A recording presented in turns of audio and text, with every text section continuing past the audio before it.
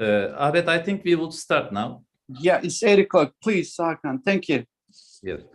Hello, everybody. That's a very distinguished opportunity to have a co-meeting with Johns Hopkins Gastroenterology. Actually, 10 years ago, after 1 year of the foundation of BEZMİÄLEM Gastroenterology, we had a joint meeting with Johns Hopkins Gastroenterology in Turkey, but at that time it was a face-to-face meeting, and with the help of Ahmet Gürakar, actually we invited around 10 people from Johns Hopkins Gastroenterology, and we had a meeting for 3 days, a very productive meeting. But actually, we couldn't repeat it due to some reasons, but we had the opportunity to host Moen for a workshop here. He kindly contributed to our activity. In the last 2 years, we couldn't do any face-to-face activity because of the COVID problem. But today, we are very happy that we are having very distinguished speakers from Johns Hopkins. And on top of the list, Dr. Moen Keshap. He is a very well-known name and a pioneer in most of the GI endoscopic procedures. Actually, in most of the time, I took inspiration from Moen while performing this procedure I am going to present at the end of the meeting in video session. So now it's my pleasure to give the microphone to Moen for his introductory remarks.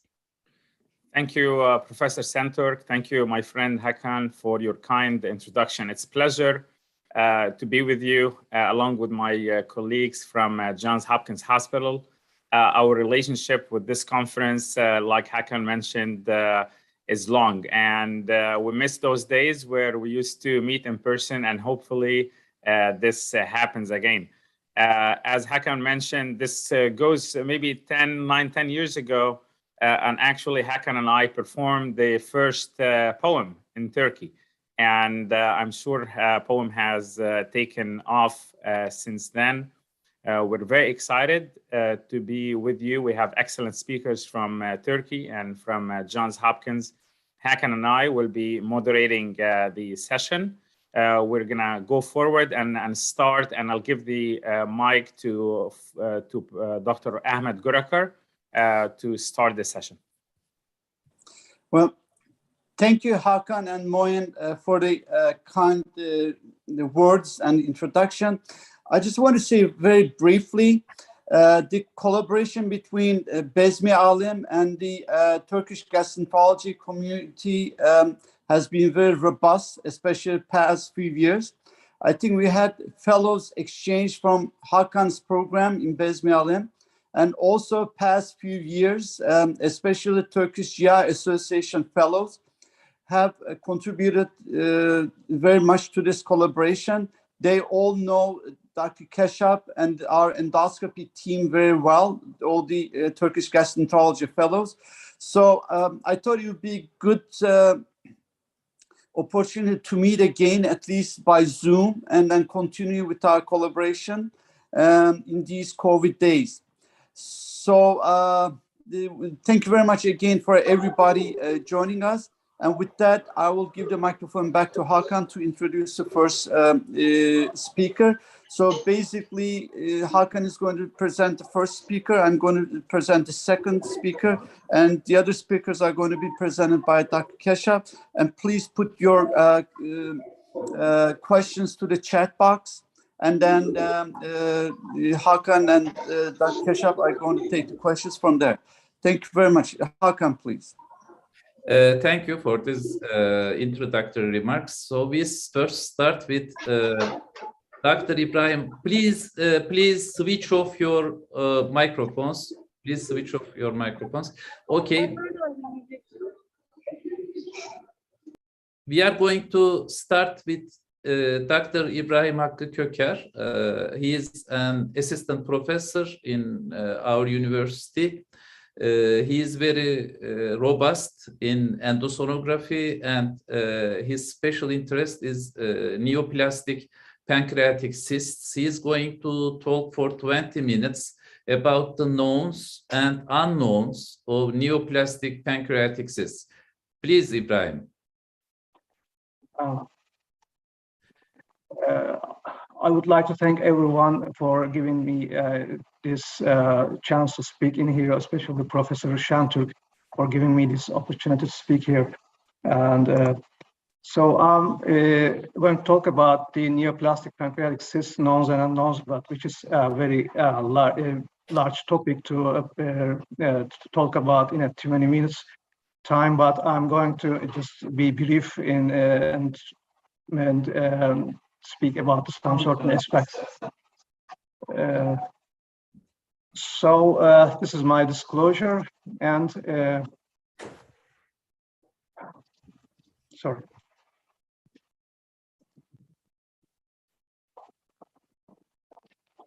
So cystic lesions and pancreatic fluid collections of the pancreas often present a diagnostic and therapeutic challenge for the patient or also for the clinicians.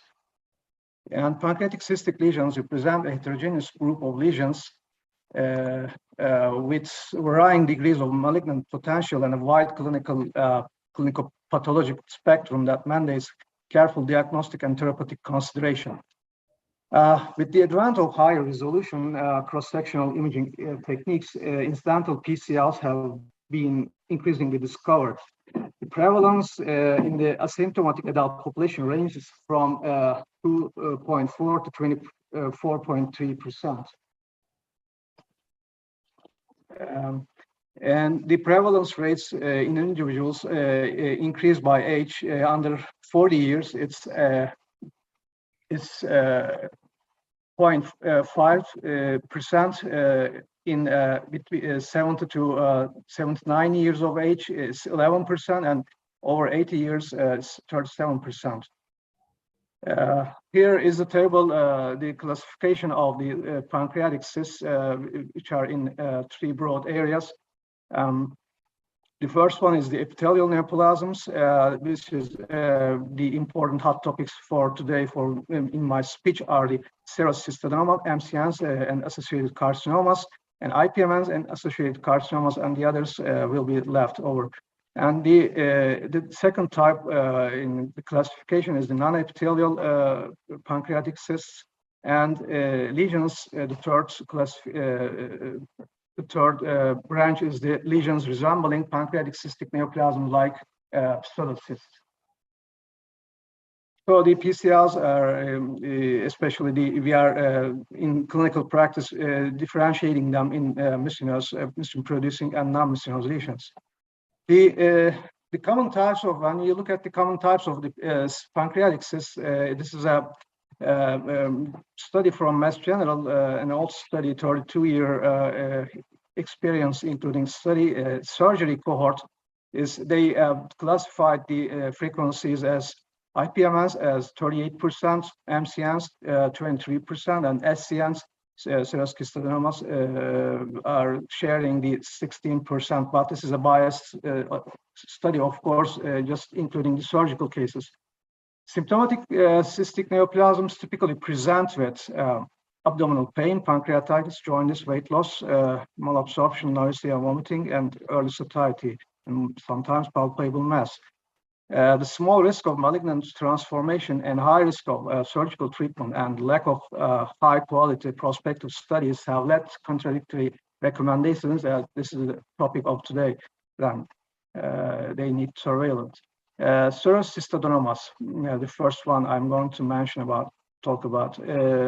One of the most common non-mucinous cysts that are considered benign neoplasms. which occur more commonly in women and between the decades 5th and 7th decades, and localizing in the body or tail of the pancreas. Classically, they appear lobular with multiple septations and microcysts. If densely septated, the cysts can appear like mass-like on imaging and endoscopic ultrasound. A central scar, which may be calcified, is pathognomic for SCAs, but occurs only in 15 to 20%. Observation carries the risk of continued growth, which may lead to complications such as hemorrhage, mass effect, pancreatic duct obstruction, and gastric duct obstruction. And also the different growth patterns are included in two types. One is slow, 1 millimeter per year, and the other is more rapid, 5 millimeter per year, which is requiring surgery. In the end, I'm going to talk about MCNs, the second cyst types, second hot topic cysts, are seen mostly in middle-aged women. Less than 0.4% of all cysts are defined by the presence of ovarian-like stroma, and on imaging, MCNs, usually characterized by unilocular cysts in the body or tail of the pancreas.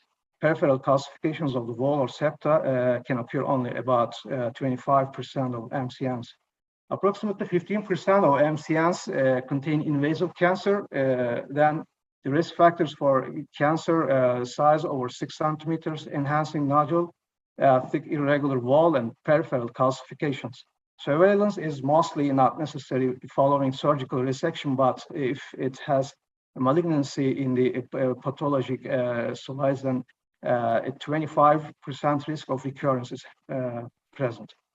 And then this is the third cyst type I'm going to talk about is the IPMS, which is equal gender distribution, and often occur in the head of the pancreas as solitary or multifocal lesions, radiologically categorized in three broad categories, which is the first one is the main duct, the second one is the main branch duct, and the third one is the combination.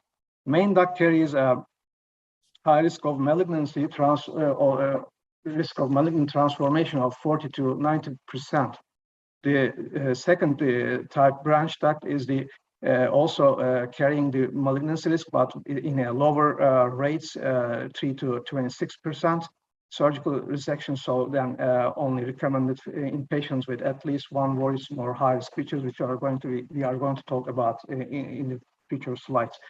It's important to recognize that not all risk factors for the branch duct IPM carry the same likelihood of malignancy. And the third type, as I mentioned, is the combination of MD and branch duct IPMs. They are called mixed types. Similar high rates of malignancies they have, including 19 to 68%. So according to the guidelines, the worrisome features and the high-risk features are included in this table, but I have so many slides to show them, I'm just passing this. Also, the IPM histology is the mostly branch duct IPMs include gastric histology, while the MD IPMs have the intestinal type. The less common are the pancreatic, biliary, and oncocytic histologic types. Other findings potentially associated with the development of risk features of IPM and branch duct IPM, a rapid rate of growth over 2.5 millimeter per year, body mass index 26.4 over 26.4, smoking, and history of extrapancreatic malignancy. These high rates of malignancy lead to recommendations for surgical resection of MD IPM and mixed type IPMs, which are high risk of malignancy. Also, the new onset of diabetes mellitus may be associated with increased risk of main duct involvement, HGD, and invasive cancer. When we first come to the imaging part, due to variable malignant progression, it's important to characterize the PCLs when they are detected first with high-quality imaging studies to assess for HGD and invasive carcinoma and to determine the type of the cyst. MRI and magnetic resonance cholangiopancreatography, which we call MRCP, are typically preferred over computed tomography.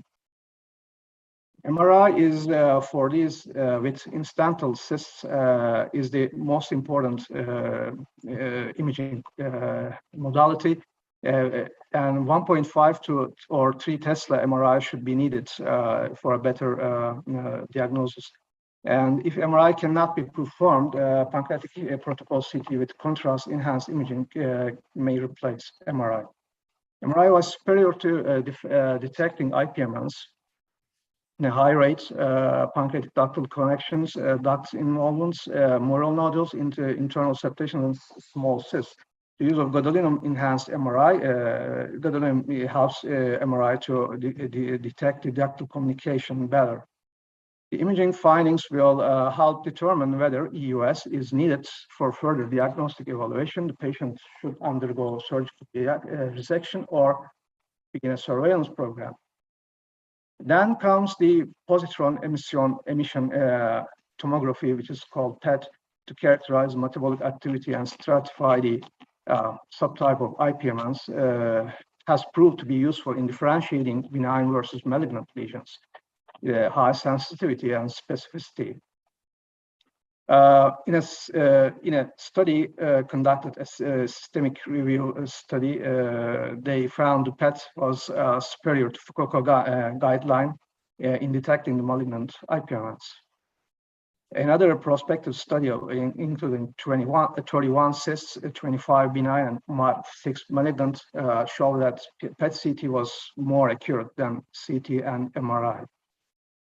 Since MRI, MRCP and CT have less than 50% accuracy for diagnosing the specific type of cyst in a patient, endoscopic ultrasound has emerged as a secondary diagnostic modality to evaluate the cyst further. The Fukuoka guideline for suspected MCN and IPMN recommends the EUS evaluation in some certain types of pathologies, which are listed here, like pancreatitis, size over 3 centimeter, enhancing nodule under 5 millimeters, main pancreatic duct 5 to 9 millimeters, thick 6 wall, and abrupt changes in main pancreatic duct diameter. Okay. So regarding cyst size, another study of 563 resected and radiologically diagnosed branch-duct IPMNs noted that 18% of cysts over 3 centimeters had high-grade dysplasia or invasive cancer. Cysts under 2 centimeters had no malignancy or no high-grade dysplasia was detected in cysts under 1 centimeter. This is the study from our unit, comparison of cyst size and location in certain subtypes, cyst subtypes.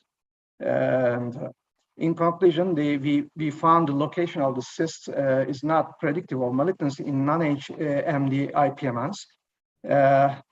Low-risk non-MD IPMNs were the smallest among high-risk non-MD IPMNs, low-risk MCNs, and cystic pancreatic ductal adenocarcinoma.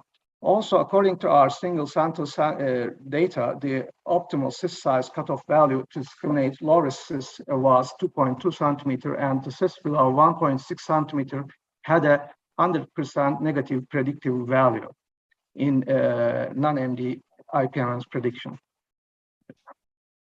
EUS imaging is very important for evaluation cysts that are intermediate or high or have high risk feature, or EUS may change the management we use in this 3 types of group.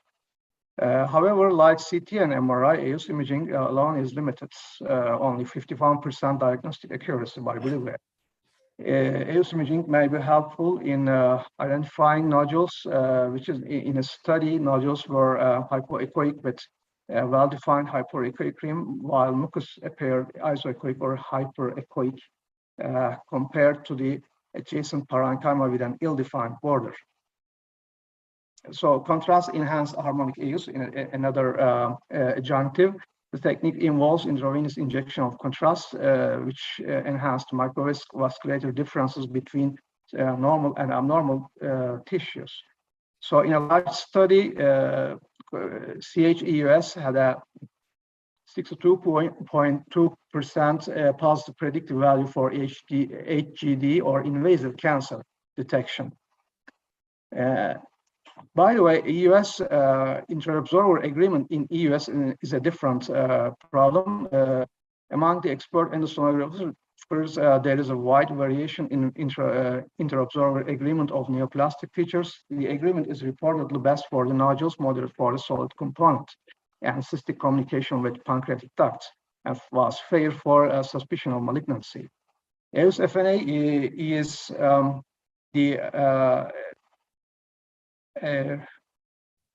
the most important part of making endosonographic examination. It enables the sonographers to analyze cyst fluid in order to further characterize the PCL in question. When we get enough, if we get enough fluid before sending it to analysis, we must evaluate the cyst fluid for string sign, which is highly specific for miscellaneous cysts. And EUS-FNA is also safe and well tolerated with a low complication rate of 2%, and also helpful in differentiating miscellaneous from non-miscellaneous cysts when imaging is indeterminate.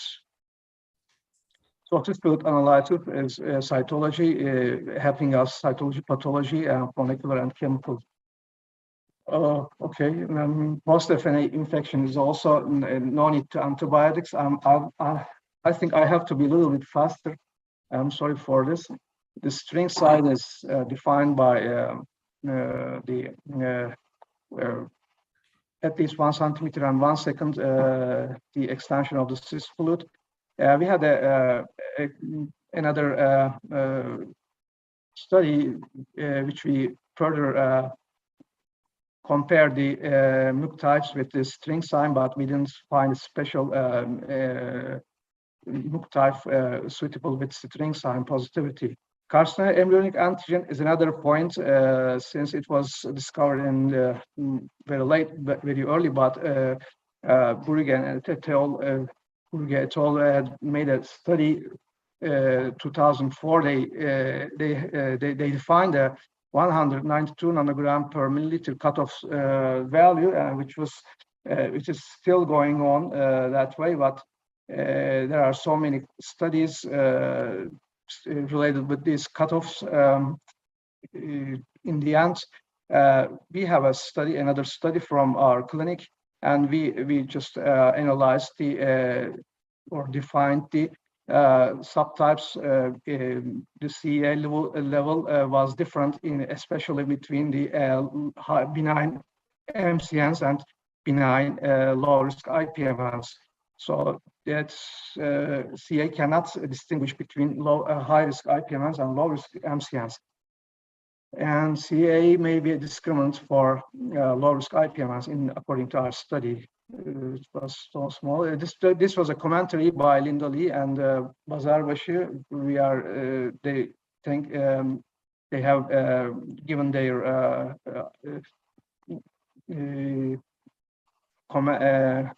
comments, and we thank to them. Very low CAA levels under 5 nanogram per milliliter are seen in serocystadenoma, pseudocyst, and cystic neuroendocrine tumor.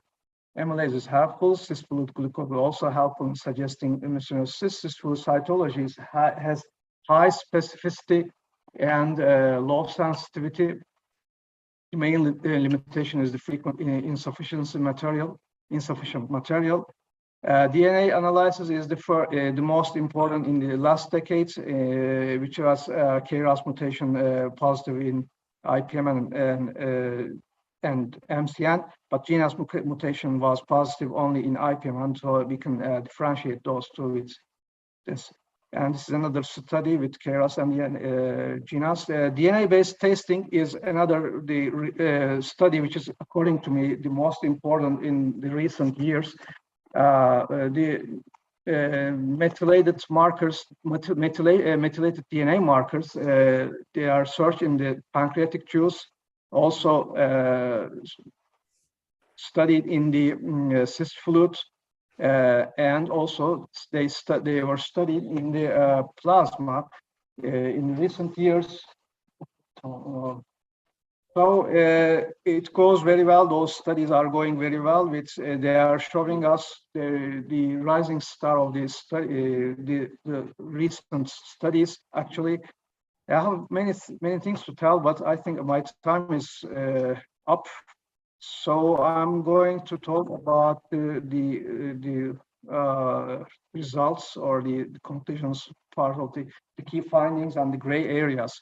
The pancreatic cystic lesions are commonly discovered due to advances, as I've said, often represent a diagnostic difficulty for clinicians. The malignant potential of an incidental pancreatic cyst requires an individualized approach or referring them to multidisciplinary pancreas centers. On the other hand, measuring the cyst fluid glucose level appears to improve the identification of mucinous cysts. Newer endoscopic ultrasound-based diagnostic tools, needle-based confocal laser endomicroscopy and microbiopsy forceps, which I couldn't talk about, but require further study and for their safety profile and role in diagnostic algorithm. And the last one, the endoscopic ultrasound cyst ablation techniques, they need further study necessary to determine the optimal technique and long-term durability. As I've said, the advances in the molecular fluid analysis with DNA-based markers have gained considerable attention as a tool to diagnose the mucinous lesions. Also, the recent advances in the methylated DNA markers show that the guidelines will be changed completely, in my opinion, in a close future to easier and more successful testing modalities to detect HGD and or early pancreas cancer in cyst fluid or plasma. Thank you for attention. Thank you very much, dear Ibrahim, for this perfect presentation. Actually, it is a very complicated subject, and you summarized perfect. From chat up to now, there is no question. And at the present moment, we have 50 people following us from Zoom and 60 people from YouTube. So overall, there are 110 people. So we are grateful to our contributors. Ibrahim, just let me ask you a simple question. Do you advise to perform string test? Is it useful? What does it show? Yeah, the strings test is very useful in determining the mucinous cysts due to their mucin content. But it is not always positive, actually, in all mucinous cysts. In our clinic, it's around 65 to 70% positivity in mucinous cysts. So that brings mind to that they are sometimes cannot be aspirated equally in the cyst fluid, so they cannot give the string sign. But so is there a correlation between string sign and CEA level? Actually, string sign and CEA level in our data, it's sometimes there is no strict correlation. Actually, CEA level is varying. Is depending on the other things, especially in MCNs. It's higher. Which I couldn't find time to explain. But also the high-grade cysts, malignant cysts, have negative string sign, but also high CEA levels. String sign is, in my opinion, more associated with the benign cysts. In my opinion, more correlated with benign cysts also. Okay, so its positive predictive value is not high, but negative predictive value is high. Okay, any question from faculty? Moen?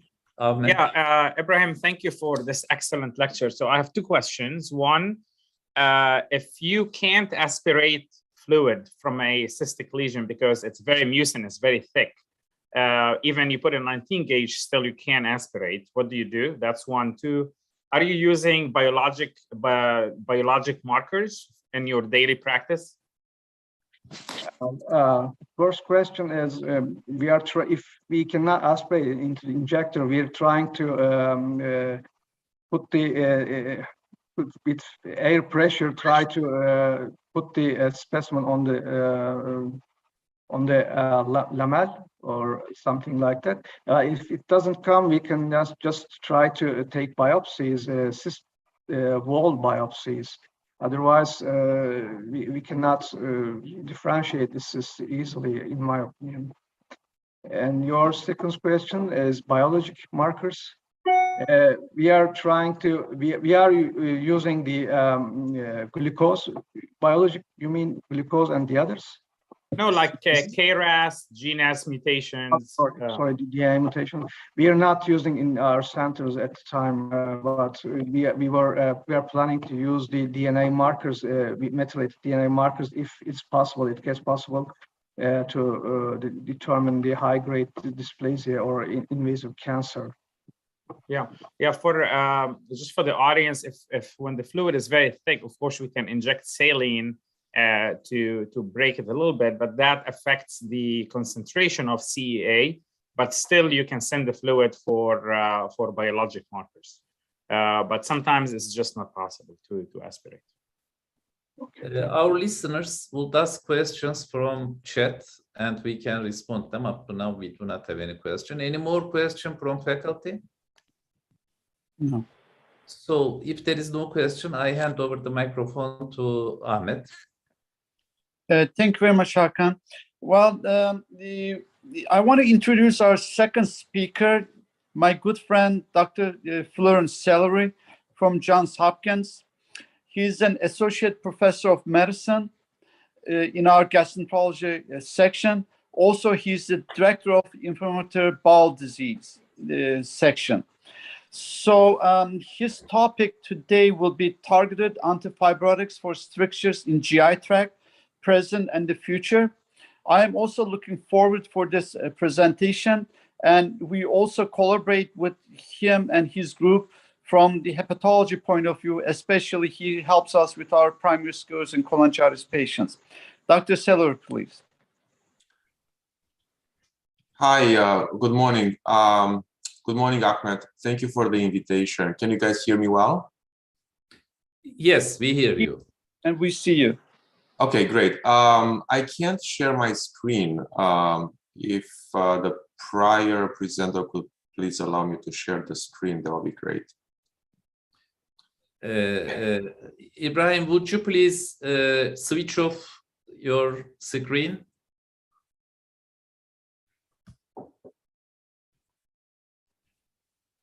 Probably he left the office or something like that. Can you text to him? It says host disable participant screen sharing. I can share my screen. Not sure why. Oh, I can share it now. Okay, great. Yeah. Thank you. Can you guys see my screen? Yes. No okay, problem. Fantastic. So, good afternoon, and thank you for the invitation, Professor Şentürk and Ahmet and Moin. Thank you so much. It's my pleasure to be here today. So the topic today is targeted antifibrotics for strictures in the GI tract and in inflammatory bowel disease, present and future. So disclosures, there are some patent applications that we have filed to cover the development of local sustained antifibrotic drugs. The layout of the talk is as follows. I will first talk about some background on inflammatory bowel disease, fibrosis, and strictures. Then I will discuss current approaches to manage fibrosis and strictures in the GI tract, and then I will refer to some of the novel approaches that we are working on. IBD, as you know, is the most prevalent etiology for fibrosis and strictures in the luminal GI tract. And of course, it's, as Ahmed pointed out, my area of clinical interest. So this is what I will be talking about today. Inflammatory bowel disease, as you all know, comprises mainly of Crohn's disease and ulcerative colitis, although we recognize that it's more of a spectrum, and we learn how to make narrower classifications as more data becomes available. Chronic inflammation in the mucosa and or transmurally results in activation of mesenchymal cells and extracellular matrix production, including collagen, and that's what results in fibrosis and strictures. That being said, this is a poorly understood process. We don't really know what cell types produce extracellular matrix. We don't have a clear understanding of what are markers of disease progression, and also we don't know what is the best treatment, systemic versus local and targeted. However, we have some experience with systemic as well as local treatment, and I will refer to those in the next slides. The reason I'm showing this picture is to point out that strictures are part of a picture of multiple findings, pathological and histologic. What we have here is a portion of bowel that has two strictures, one here and one here. We also see the creeping fat on the mesenteric side. And if we were to look on the inside of the bowel, we would see cobblestone mucosa. So strictures don't occur on their own. They are part of a constellation of other issues and findings, and therefore they tend to be very difficult to address. This slide shows a number of histologic alterations. I don't want to spend a lot of time here. Only I wanted to point out that there is hyperplasia of the muscle layers here and here, which tends to result in narrowing of the lumen and thickening of the mucosa. This slide talks about what are the results of complications in Crohn's disease and inflammatory bowel disease. And what we see here is that at 10 years after diagnosis, about 50% of patients with Crohn's have already undergone surgery. Of course, not all of them undergone surgery for strictures and fibrosis, but a good percent of them did. More so, you see here in this graph that those with ileal disease, by 10 years, about 70% of them have undergone surgery already. And again, not all of them are because of strictures, but most of them are because of strictures. In other words, strictures in Crohn's are a significant problem and a problem for which we don't really have a good solution. So the question becomes, are there any systemic therapies to address fibrosis? And we know that over the past 22 years or so, there have been a number of potent anti-inflammatory drugs because, as we know, fibrosis is thought to start with inflammation. The thought process was that these anti-inflammatory drugs, which are exquisitely effective for inflammation, might actually affect fibrosis. Unfortunately, what we found is that there was no population-level decline in rates of obstructions or surgeries. So it turns out that these powerful new drugs, biologics, have actually little to no impact onto the natural history of stricture formation. After surgery also, which tends to happen a lot for these strictures, of course, strictures almost invariably recur, resulting in further dilation, surgery, and loss of bowel. So currently, there are no drugs that are FDA approved for the treatment of strictures. The current approaches for fibrosis and strictures in Crohn's are endoscopic. These are the present approaches of targeted treatments. And I will also talk about future approaches, which in my mind will include both an endoscopic approach as well as drug therapies.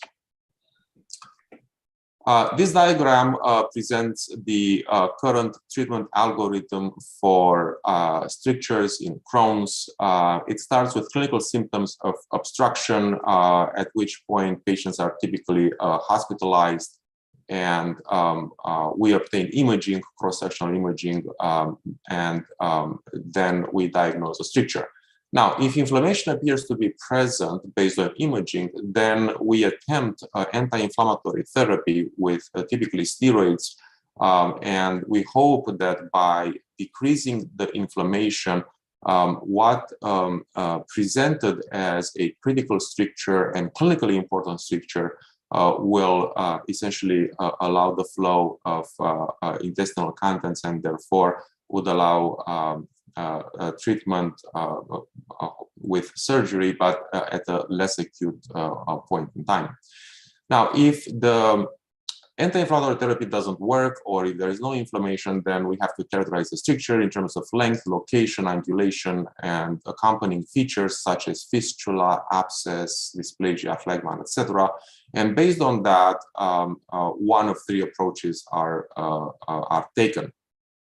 If the strictures are native or naive, meaning there was no surgery in the past, if they are more than 5 centimeters in length, if balloon dilation is technically not feasible, or if there are any accompanying features, then surgical resection is recommended.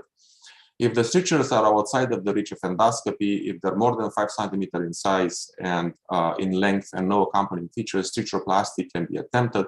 And of course, if they are in reach of endoscopy, less than 5 centimeters, non-angulated, no accompanying features, and more so if they are anastomotic strictures, not naive, then endoscopic balloon dilation can be attempted. So, as I mentioned before, endoscopic treatment, the question of inflammation is to be addressed. If there is enhancement of mucosa, thickening of the mucosa, comb sign, etc., then we should consider anti-inflammatory treatment, which is typically done with steroids. We also can do, at least in our hospital, we can do infliximab in an acute setting.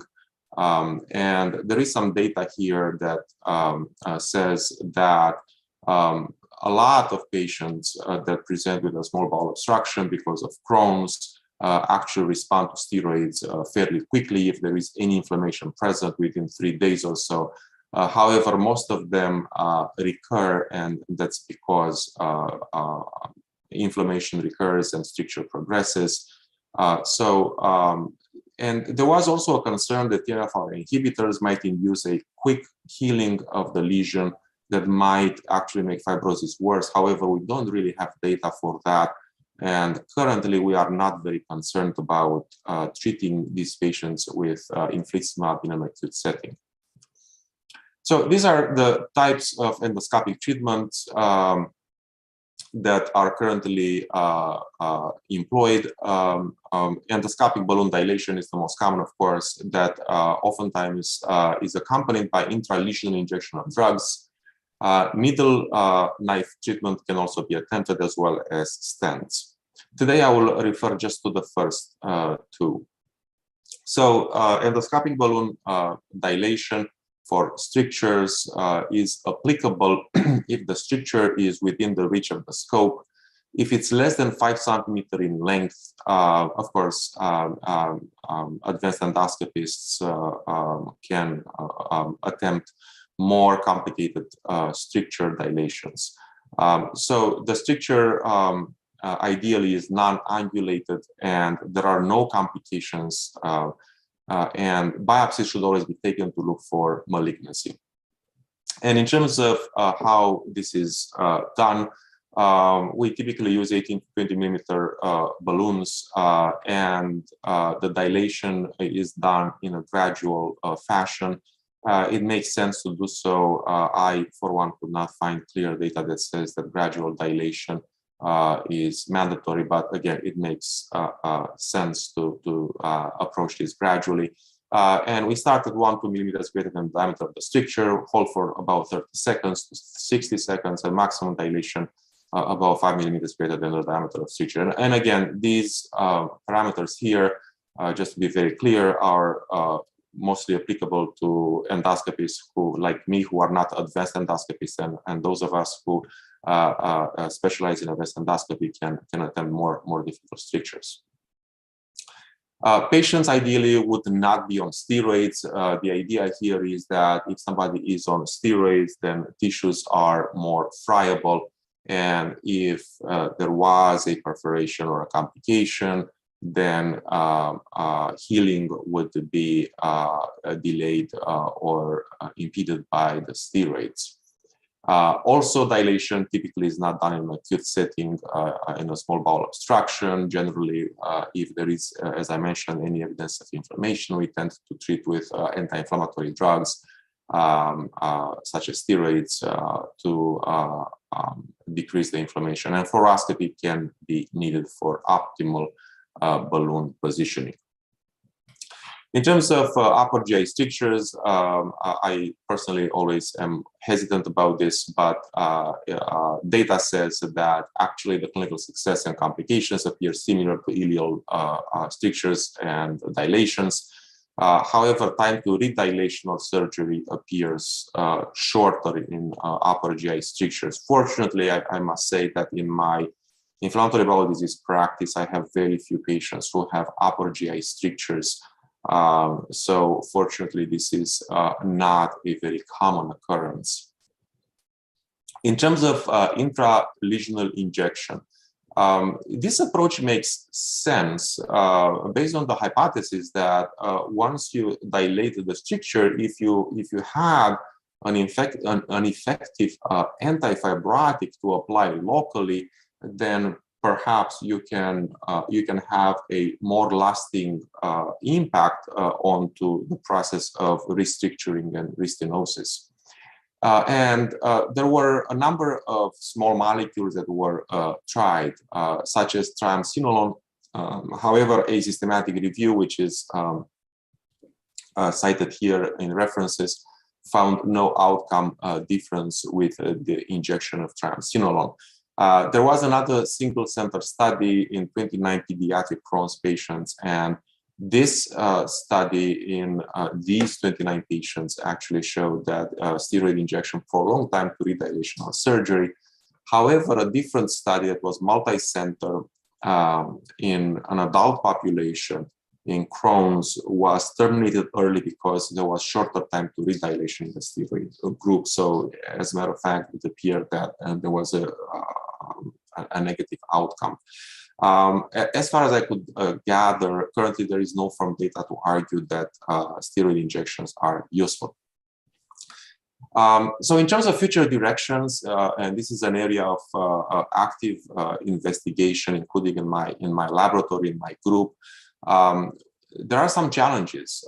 There are no FDA-approved antifibrotics. So even if you wanted to actually inject something in these strictures that is proven to be antifibrotic and FDA-approved for fibrosis, we actually don't have anything to inject because there are no FDA-approved antifibrotics for the GI tract. There are 2 antifibrotics that are approved for idiopathic pulmonary fibrosis, but to my knowledge, nobody has attempted to inject those in the GI tract. Also, the other challenge is that all small molecules that were tried so far were with immediate release.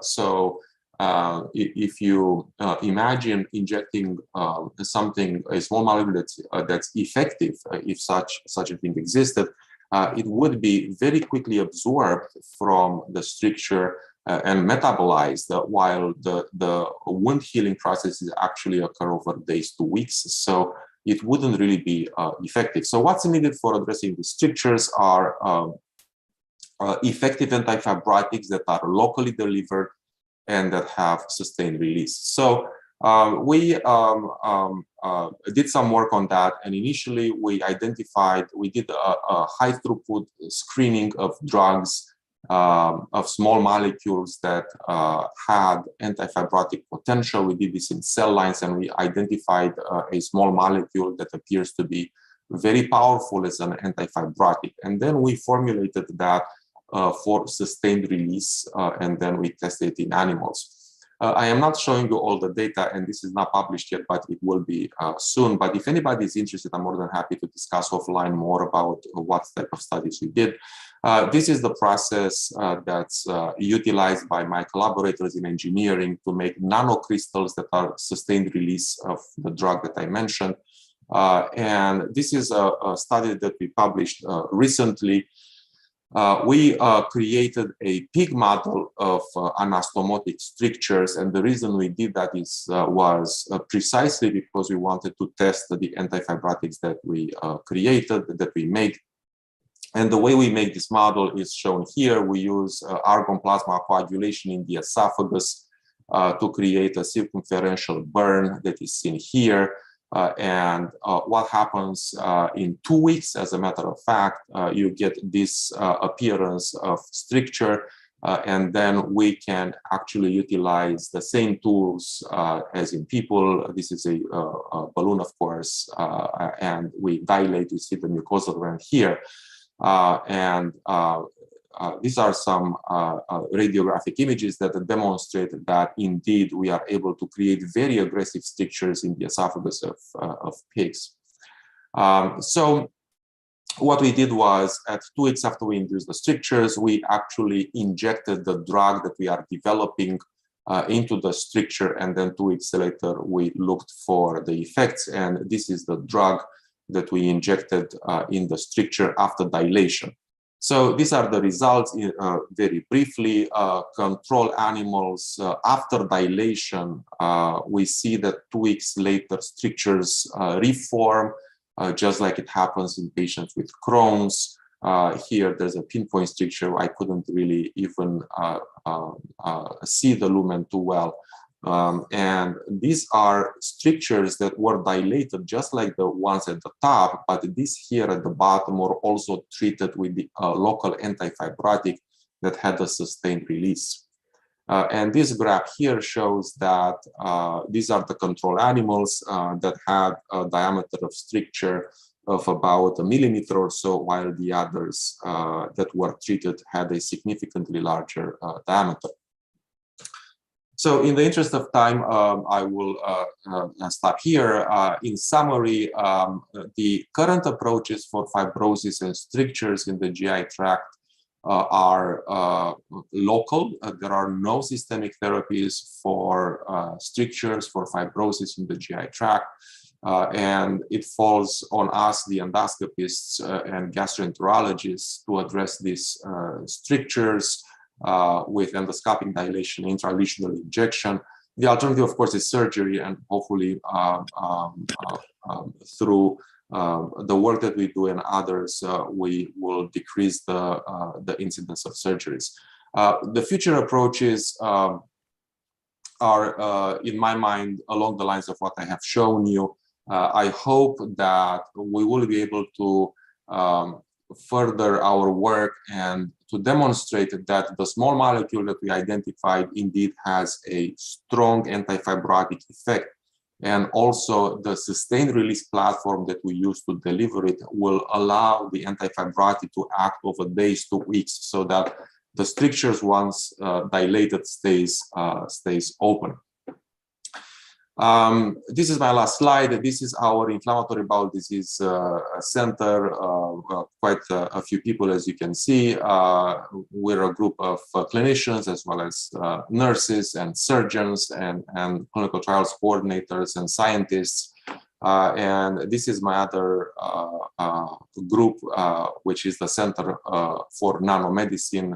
As you guys can probably tell, I collaborate with the engineers at Hopkins quite a lot, and we do a lot of work with them in terms of drug discovery and novel therapeutics for strictures, as well as for fistulas in Crohn's, and as Ahmed pointed out, we're also doing some interesting work in primary sclerosing cholangitis and liver cancer. So with that, again, I would like to thank you for your attention. And again, Ahmed, Dr. Shenturk, and Moin, thank you so much for having me today. And I'll be happy to take any questions. Well, thank you very much, Florence, for this excellent presentation, update on IBD and the strictures. So we have a question on the chat. So first I want to talk about the chat questions.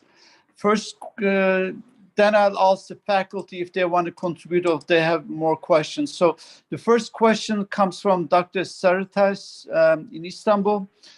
And her question is that, what do you think about biodegradable colonic stent for colonic strictures in Crohn's disease?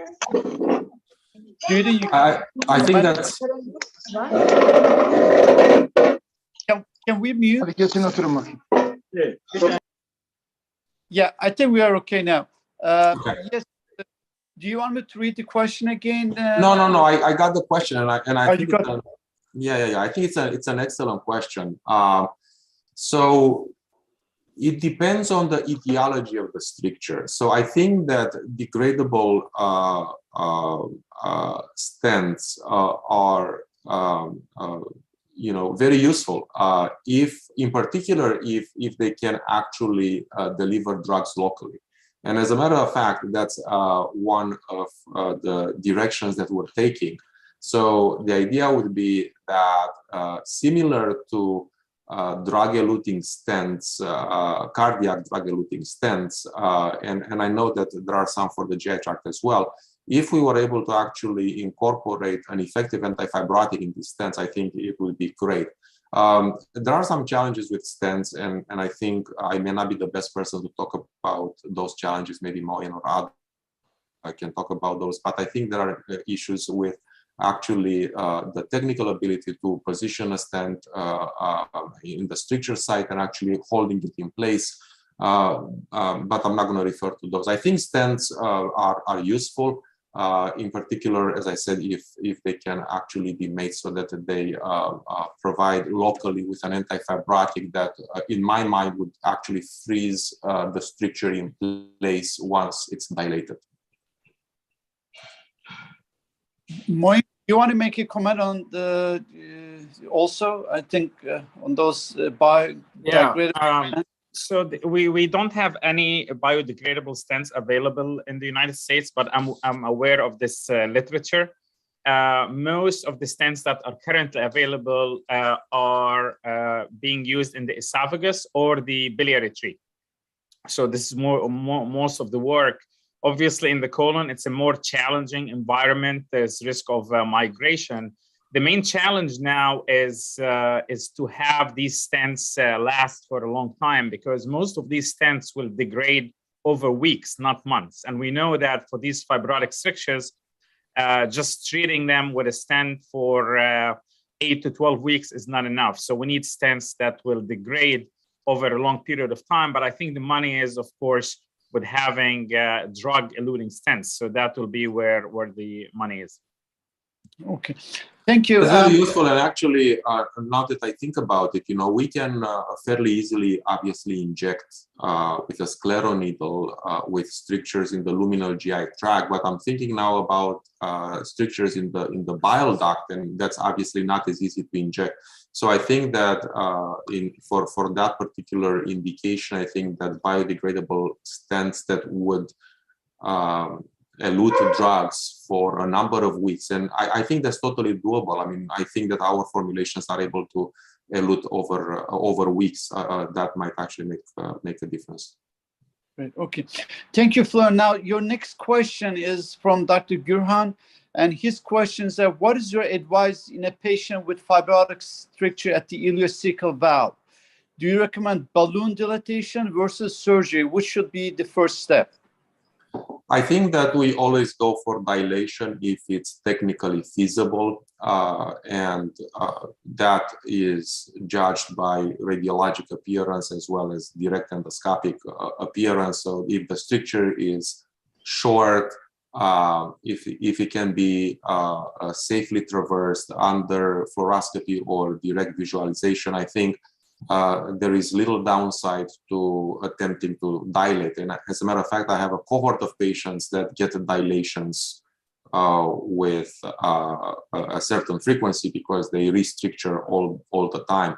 So I think that whenever technically possible, we should dilate.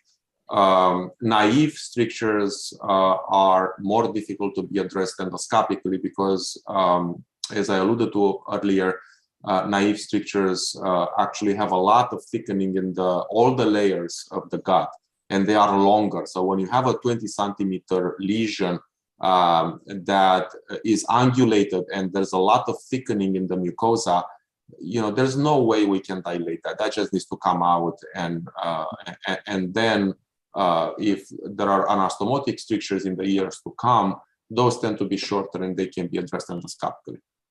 Great. Now, the last question is from Dr. Sayar, and his question is that should the treatment approach be the same in ulcerative colitis and Crohn's strictures? Do you have any comments on that? I do.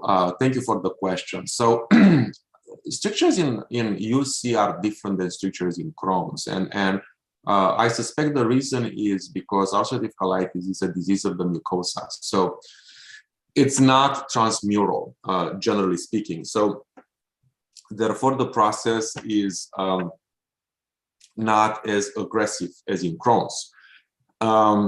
We don't see that many strictures in ulcerative colitis. They can happen, for example, after total colectomy and pouch surgery at the inlet of the pouch. So they can happen in ulcerative colitis, but with less frequency than Crohn's.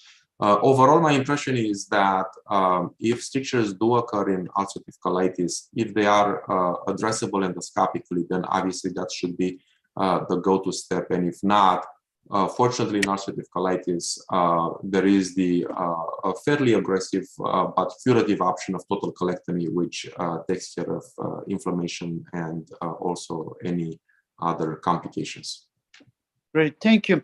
I think we're done with the questions in the chat. Do the faculty members have any questions? I think we're approaching the time limit. Do we have any questions so far from the faculty? I have a quick question to Florence. We use mitomycin C in other parts of the GI tract for refractory strictures, and it's used successfully for tracheal stenosis, as you know. That's where most of the literature is. It has anti-neoplastic and anti-fibrotic properties, as I understand. Has this been used in IBD strictures? So that's a great question, Moin. Yes, it has been. And mitomycin, as you pointed out, is a cancer drug that was also found to have anti-fibrotic properties. The issue with mitomycin C, along with, in my mind, along with steroids and others, is that it's an immediate release. It's a free drug. So basically, even if it were very effective, which I believe it has anti-fibrotic properties, the reality is that it gets absorbed very quickly from the site of the stricture. So therefore, the half-life is measured in hours. And we know that wound healing takes days to weeks, as you actually pointed out earlier. So, I mean, it doesn't have a chance. The reality is that if you were to actually utilize mitomycin C and formulate it for sustained release, it might actually work. But in our hands, we tested 1,600 drugs when we chose a drug to formulate for sustained release. And mitomycin C actually has anti-fibrotic effects in our screen, but we found other drugs that have even stronger anti-fibrotic effects. So we chose those. Okay. Thank you very much. I think we're going to conclude this session here. Thank you very much again, Dr. Celery, for your contributions. And I'll give the microphone to Dr. Keshap now for the other speakers. Thank you. Thank you, Ahmed. Thank you for the speakers for your excellent lectures. Next, gives me great pleasure to introduce my colleague, Dr. Venkat Akshontala, who is one of the therapeutic endoscopists and innovators in our group here at Johns Hopkins. And he will be speaking on endoscopic management of primary sclerosing cholangitis and cholangiocarcinoma. Thanks, Dr. Keshap. I thank the moderators and the organizers for this opportunity. And as Dr. Keshap was mentioning, I will be talking about the endoscopic management of primary sclerosing cholangitis and cholangiocarcinoma. This is often a challenging entity for management for hepatologists, gastroenterologists, including the endoscopists, and for IBD doctors. So there is something for everyone here. And the topics I will be covering are the endoscopic diagnosis of PSC, the ERCP in confirmed PSC, Psc and cholangiocarcinoma, the surveillance of PSC associated IBD. I will cover the relevant guidelines and recommendations and covering some literature. I will especially focus on this excellent guideline on the role of endoscopy in PSC from ESGE and EASL. And a very quick background, we know that PSC is a rare chronic bile duct disease that results in multifocal bile duct strictures and progressive liver disease. And there is IBD coexistent in most patients with PSC, like 25 to 90% have ulcerative colitis. The prevalence is still relatively uncommon. It is 1 to 16 per 100,000, more common in men, 70%.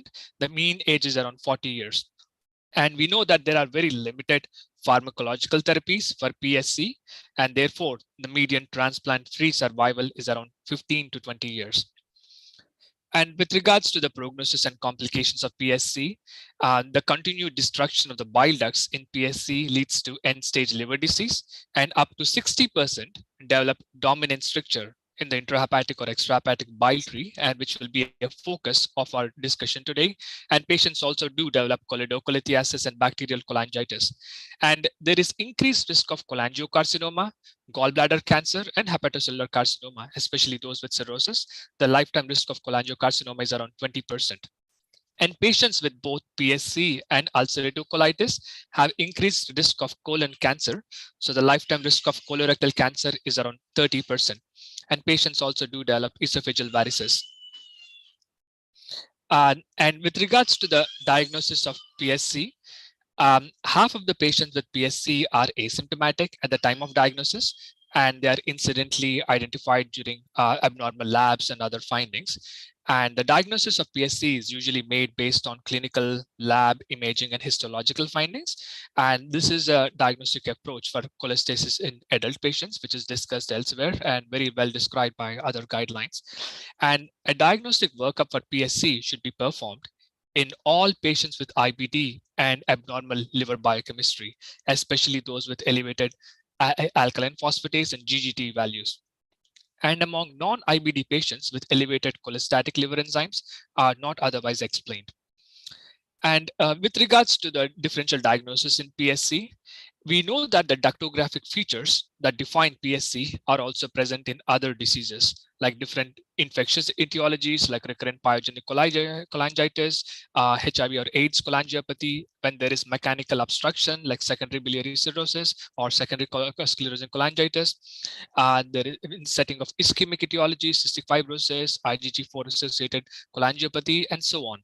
So when we have a question about the diagnosis of PSC, it's important to obtain additional diagnostic and clinical and biochemical parameters without just basing on the cholangioscopy or cholangiography features. And and continuing on to the cholangiographic features of PSC, there are certain more classic features of PSC, like having a beaded appearance with comparison to, say, IgG4 related cholangitis that has more segmental central bile duct strictures, but these are not that specific or that accurate or sensitive. So it's always important to look at other clinical and biochemical features and have a multidisciplinary approach and review of the more challenging cases in order to make an accurate diagnosis.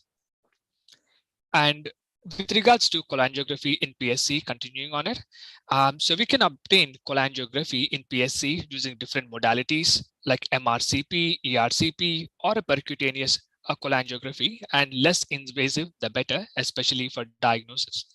And there are two types of PSC. One is the more classic PSC that has focal strictures with the normal intervening areas. And 87% of patients have both intrahepatic and extrahepatic bile duct involvement. And with only intrahepatic involvement in around 11% and only extrahepatic involvement very rarely in around 2%. There is another variant of PSC called the small duct PSC that involves the small caliber bile ducts, and that has essentially a normal cholangiography features. These patients tend to have better prognosis, but often this evolves into classical PSC.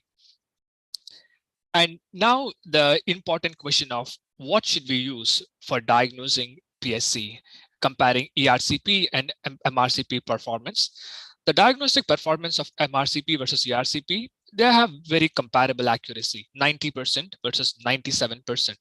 And MRCP is actually better for evaluating the peripheral ducts, 87% versus 63%, where the contrast is not easy to go in the setting of ERCP. So therefore, MRCP has good diagnostic performance with sensitivity of 86% and a specificity of 94%. And MRCP also allows access to the occluded or isolated ductal segments, which are not easy to access otherwise by ERCP. And it was shown by other studies that MRCP is the more optimal, cost-effective approach in diagnosing PSC. But there is some role for ERCP in this setting, including in the diagnosis. And ERCP has advantage in PSC because it allows sampling and therapeutic possibilities, which are not possible with MRCP. But with widespread use of MRCP, ERCP is restricted in diagnosis only when things are unequivocal, when things are not clear, and for sampling and endoscopic treatment is required. So MRCP confirms PSC in patients with high pretest probability. MRCP excludes PSC in patients with low pretest probability. And confirmatory ERCP is not required with clinical and biochemical indicators of PSC and MRCP being consistent. So MRCP should be preferred over ERCP as the primary diagnostic modality for PSC. But MRCP may miss some PSC features, especially in the setting of low resolution MRCP, when there are motion artifact, ascites related artifact, or other artifacts, and fluid dilation is necessary in the upstream ducts for MRCP to be able to diagnose. And in early PSC, MRCP may miss the features of PSC. So ERCP may be warranted in some patients with normal MRCP when there is persistent clinical suspicion. So ERCP is only suggested endoscopic technique for diagnosis of PSC. So in the initial situation for diagnosis of PSC, brush cytology, ductal biopsy, cholangioscopy, or CLE is not recommended by the guidelines. And now for the role of ERCP in patients with confirmed PSC. ERCP has an important role in the evaluation and management of dominant stricture. So a dominant stricture is defined as stenosis with a diameter of less than 1.5 millimeter in the common bile duct or less than 1 millimeter in the hepatic duct within 2 centimeter of the hepatic confluence. And why is dominant stricture important?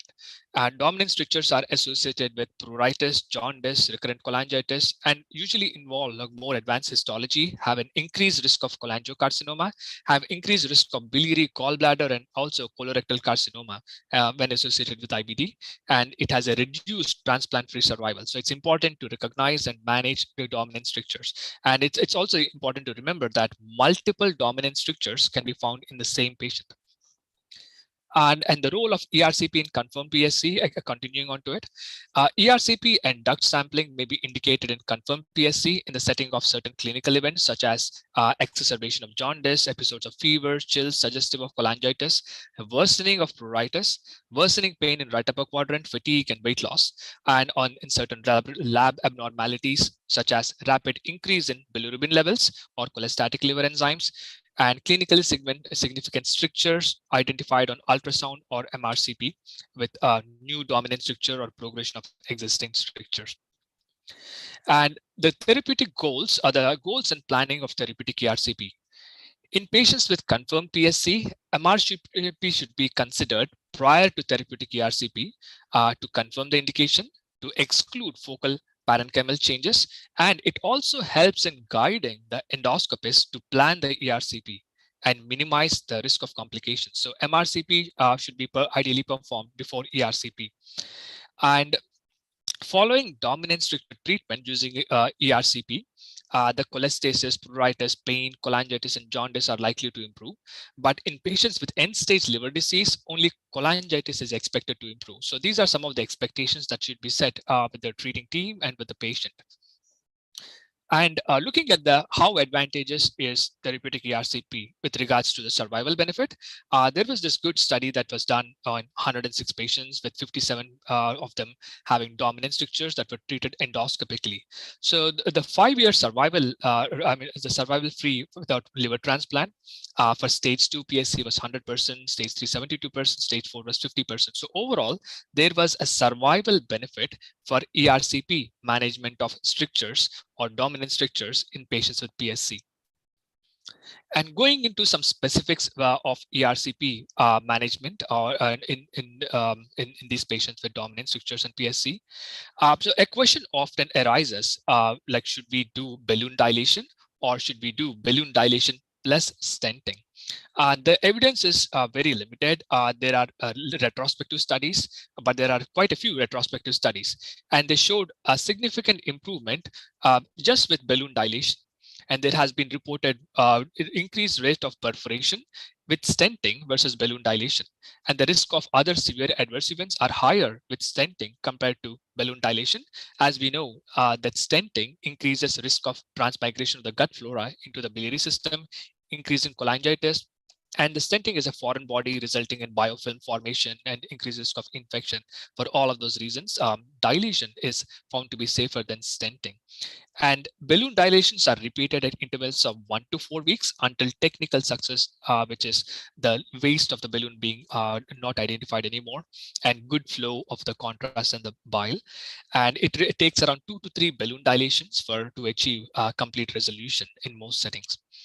And the next is the question of biliary sphincterotomy. And again, the bile duct sphincter is naturally protective in avoiding the migration of the gut flora into the biliary system. And sphincterotomy is often done during ERCP, but among patients with PSC, biliary sphincterotomy is not usually recommended in the setting of routinely prior to biliary stenting or other interventions or such as dilation.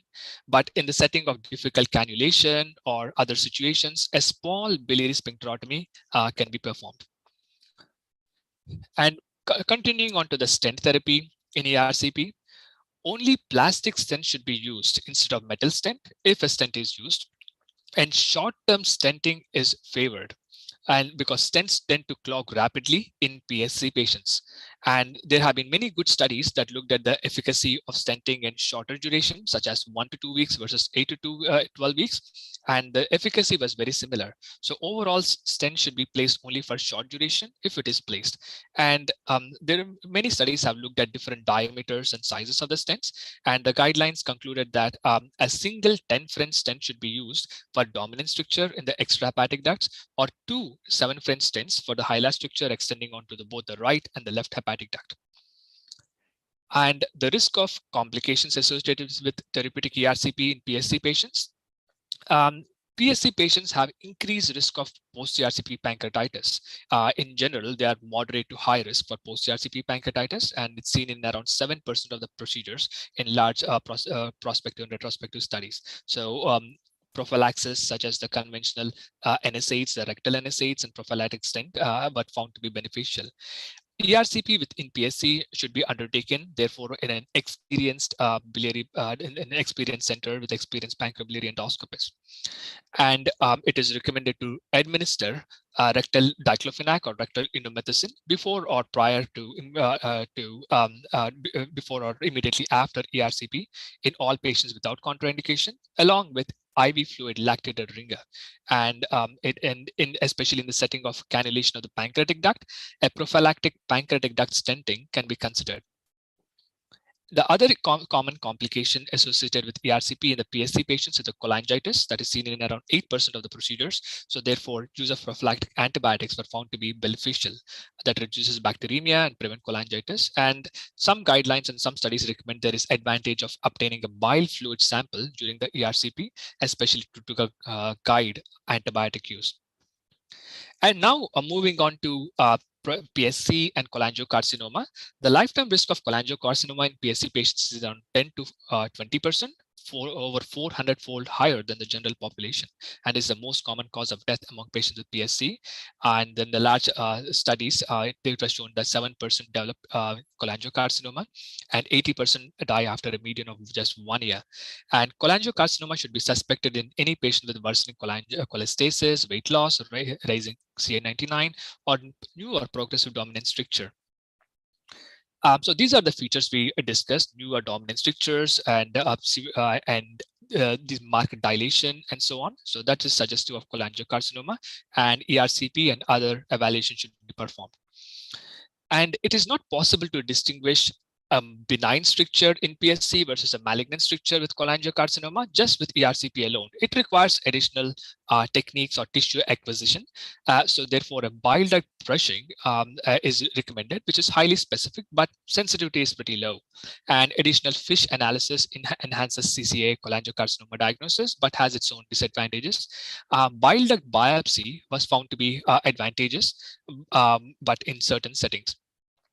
And most patients develop cholangiocarcinomas in the perihilar region, and which is often reachable by instruments such as brush in the setting with ERCP. And this is a good review that looks at different techniques of tissue sample acquisition and others in the setting of evaluating strictures in patients with PSC. What we notice is that just with brushing cytology, the sensitivity is pretty low, 23 to 60%. But with other techniques adding onto it, it increases the sensitivity and specificity. And with the new advent of the single operator cholangioscopy, it was shown that just by visual impression of the stricture, just by looking at the stricture, it increases the accuracy of identifying malignancy. And there is also spy bite biopsy that also improves the value. And this is some more details of single operator spyglass cholangioscopy. These are some images from inside the bile duct. There are certain features that we and other groups have identified that it is more suggestive of malignant stricture. So this is a normal bile duct lining, and this is a mass or a papillary projection. These are some dilated tortuous vessels, and this is an ulcerated mucosa. So some of these features are more suggestive and highly accurate in identifying malignancy within bile duct stricture, and it is a promising and evolving technique. And another evolving technique to identify malignancy within the stricture is using next generation sequencing. This group from Pittsburgh has done a 28 gene panel called the Biliary using ERCP acquired tissue specimen in 252 patients, and the sensitivity and specificity of this next generation sequence for malignant strictures was much better, 73 to 100%. And by combining Biliary and the traditional pathological evaluation, the sensitivity and specificity increase even further. And looking specifically among patients with PSC, this study has shown that by looking at CA99 alone, the sensitivity is around 67%. But by combining Biliary and CA99, we can increase the sensitivity. So overall, by using different modalities of evaluation and by using these new and promising techniques, we are more likely to identify cancers within these strictures among patients with PSC.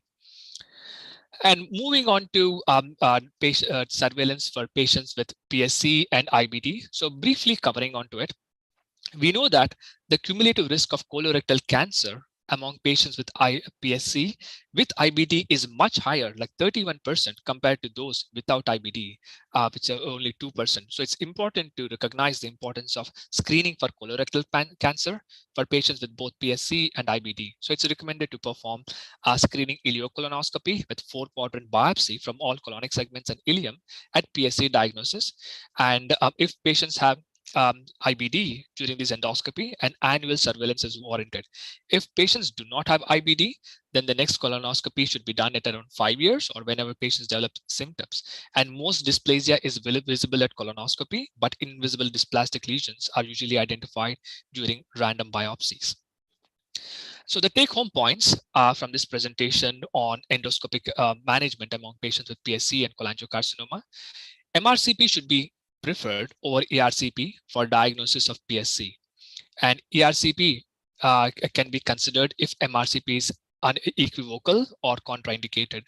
MRCP should be considered prior to ERCP for planning the procedure.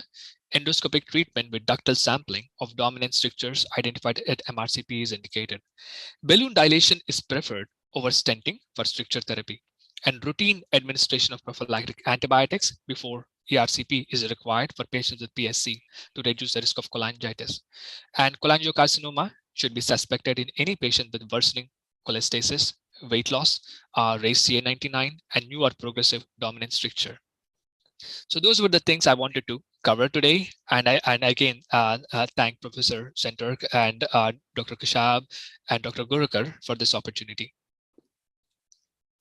Venkat, thank you. This was really excellent. So I invite the audience to send the questions via the chat box, please, at the bottom of the screen. If you have any questions for Venkat, and if any of the speakers also has questions, please go ahead. Venkat, any role for prophylactic cholecystectomy in patients with PSC? Absolutely. So patients with PSC are known to have increased risk of gallbladder cancer. So there have been some studies that have recommended that a prophylactic cholecystectomy should be done in these patients, especially those with cholelithiasis and so on. I have a question. Thank you very much, Venkat, for this perfect presentation. For strictures, we cannot overcome with balloon catheter. Can we administer electrocautery assisted dilation with 6 French cystotome? That's a good question, Dr. Senturk. I do not have personally experience in doing it. Dr. Kashyap, do you have any experience in doing it?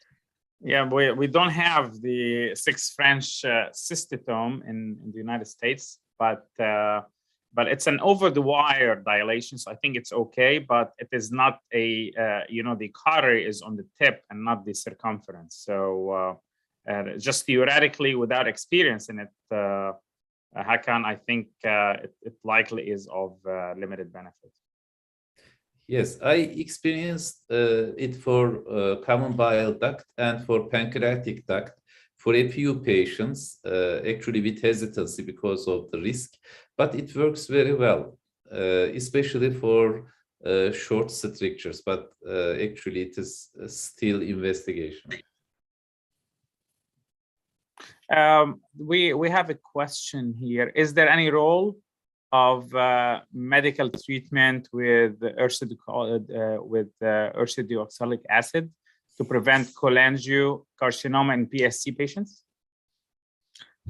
Sure, Dr. Kashyap. There have been some prospective studies that looked at this and the survival benefit of all of these modalities and in combination with endotherapy. So there have been some studies that did show the survival or reducing the risk of cholangiocarcinoma in these patients. But I would also ask the hepatologist in the group, Dr. Gurkar, do you have any comments on this?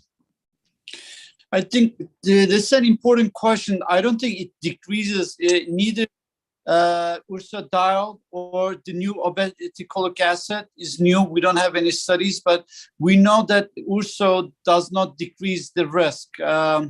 So far, urso has been used for so many years, but we don't have any literature suggesting that. Is there effect on ursodiol on risk of colon cancer, Ahmed? Well, there's some suggestions of that, but I think we don't know. We don't know about the final reports yet, but I think there were some suggestions, but I'm not aware of any literature that says yes or no at this point. But in our general practice, we don't use it just to prevent the colon cancer risk. That's not in clinical practice yet. Yeah.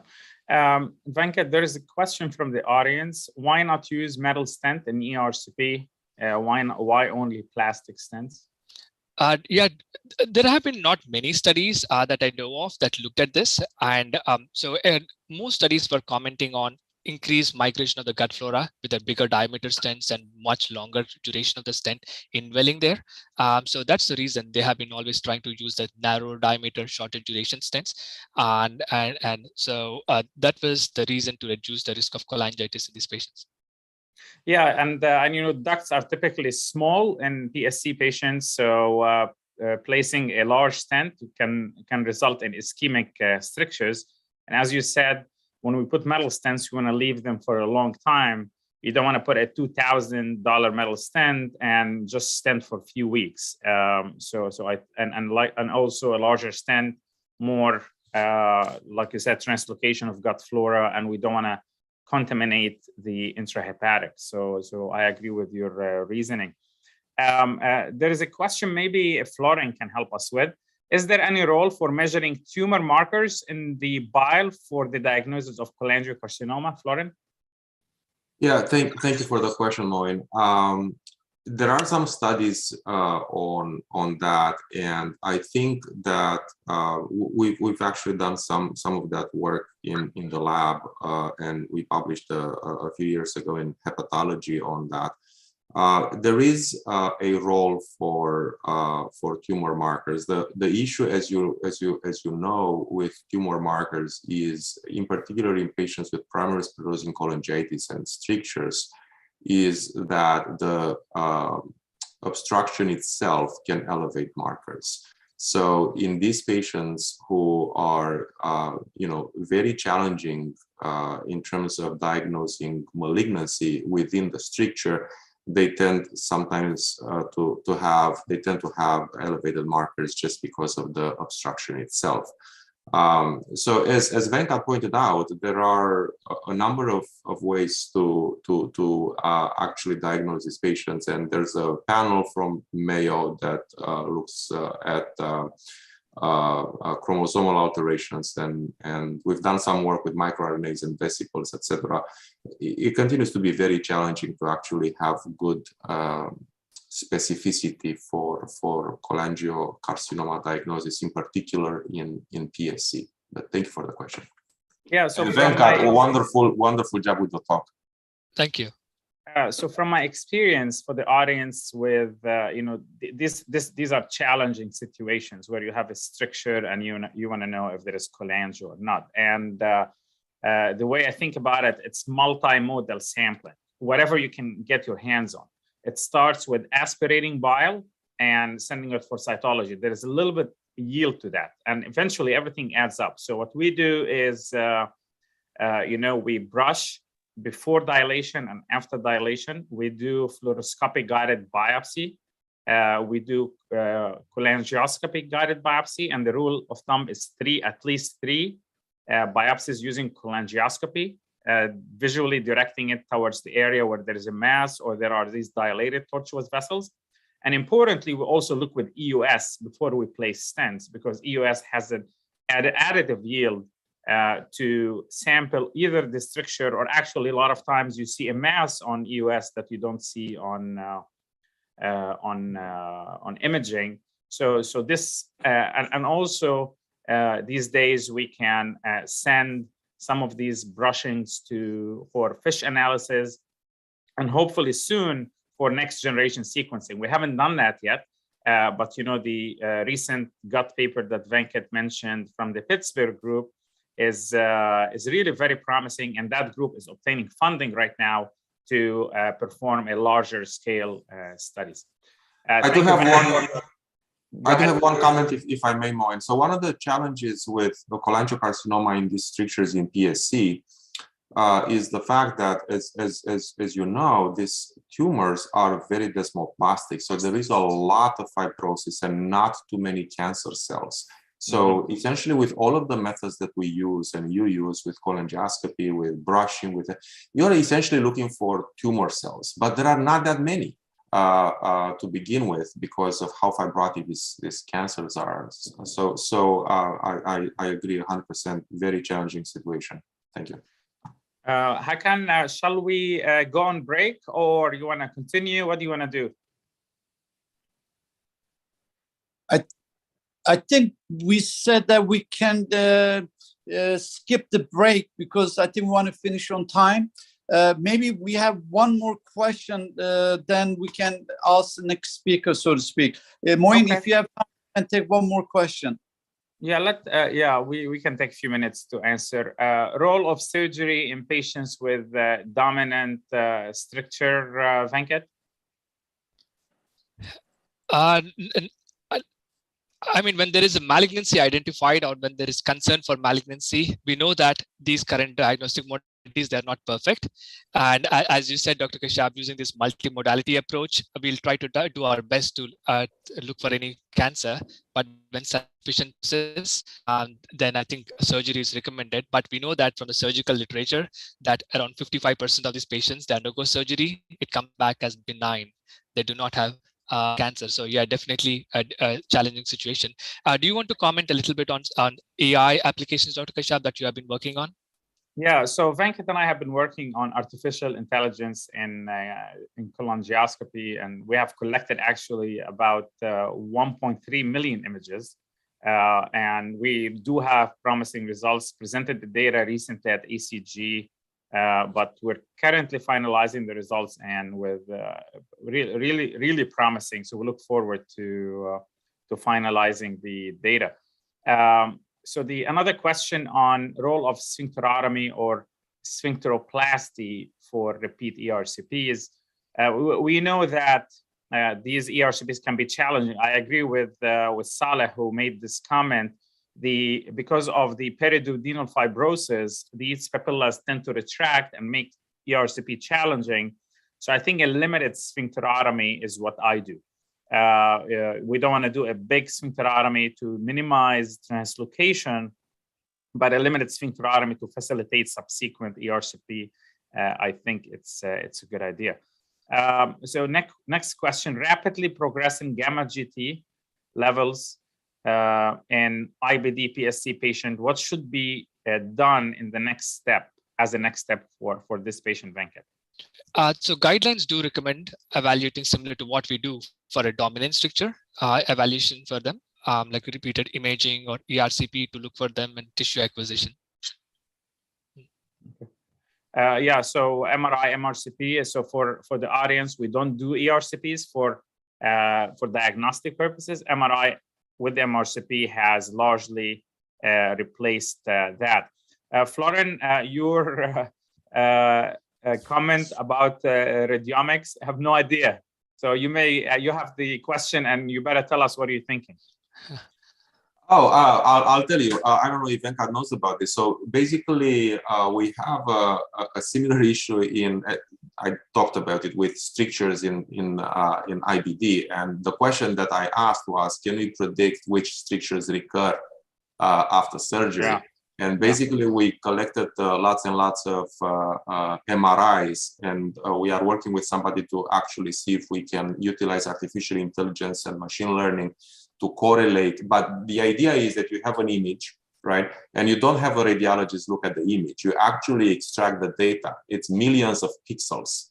And you utilize that vast amount of data to train your artificial intelligence. So I was just thinking about that. Maybe there is a potential for strictures, in the bile duct, in particular in patients with PSC. So if you have an interest, we can talk offline about that. Thank you. Thank you. So last question, Ahmed, that's for you. Is liver biopsy necessary for the diagnosis of PSC? And if yes, which patients?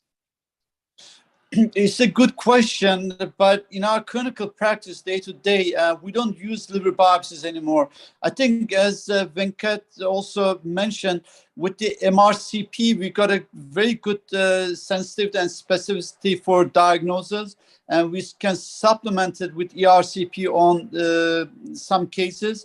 But I think MRCP is first, ERCP is second in line, and the liver biopsy is the third in line. Almost we never use. And obviously, we use ERCP on very selected cases, as Venkat went through. So on our clinical practice, I would say there's no role of liver biopsy yet at this point. Thank you. Okay, perfect. Thank you all for this great discussion. So we're gonna move forward for the sake of time. It gives me great pleasure to introduce the next speaker, my colleague, Dr. Olaya Brewer from Johns Hopkins. Olaya trained in both motility and therapeutic endoscopy, so I can't think of a better person to speak on a comprehensive approach to dysphagia. Thanks, Moeen. I want to thank everybody for this invitation, Dr. Hakan, Dr. Gurakar. Let me think if I can do this. Wait a second. I want to share my screen. Yes. Okay. Is there a problem? Venkat, should release it, right? Can you guys see me? My screen? Yeah, we see you, but we don't see the screen yet. Okay, wait a second.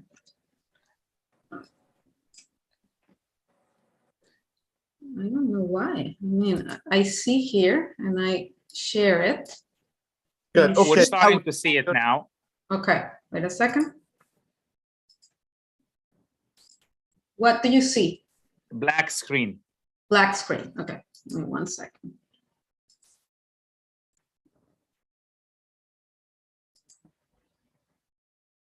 Yep, we're good. All right, the presentation mode. Do you see the presentation mode? We lost it now. It disappeared, but it appeared first. Yeah. Okay.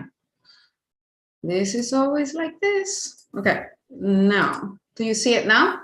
Yes, Yes. it's okay. Okay, perfect. Okay, so let's move forward. I have nothing to disclose, and today my goal is to kind of summarize in the next 20 minutes how to approach a patient with dysphagia. We know dysphagia is a very common actually symptom. 1 in 25 Americans can actually have dysphagia, but not everybody will seek care. I want to start with an actual case. We have a 42-year-old male with 3-year history of solid and liquid food dysphagia. Initially, he will drink a glass of water to help symptoms. However, he noticed progression of his symptoms, increasing frequency almost to a daily base, and occasional episodes of regurgitation, chest pain, and weight loss. How do we approach this? So there are 4 key considerations in order to approach a patient with dysphagia. First, what are the key questions you want to ask to a patient that comes to your clinic with dysphagia? What are the most common causes of dysphagia? What are the recommended testing for dysphagia? And obviously, what are the, how do we manage it? So let's start with the first question. What are the key questions that you will ask? I cannot emphasize enough. This is I would say 50 to 75% of your work. The clinical and the clinical history is one of the most important parts of this. So specific questions that you want to ask. What happens when you swallow? Does swallow make you cough?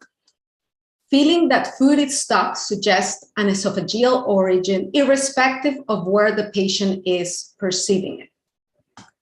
Trouble initiating a swallowing, choking, coughing, or nasopharyngeal regurgitation will suggest an oropharyngeal origin.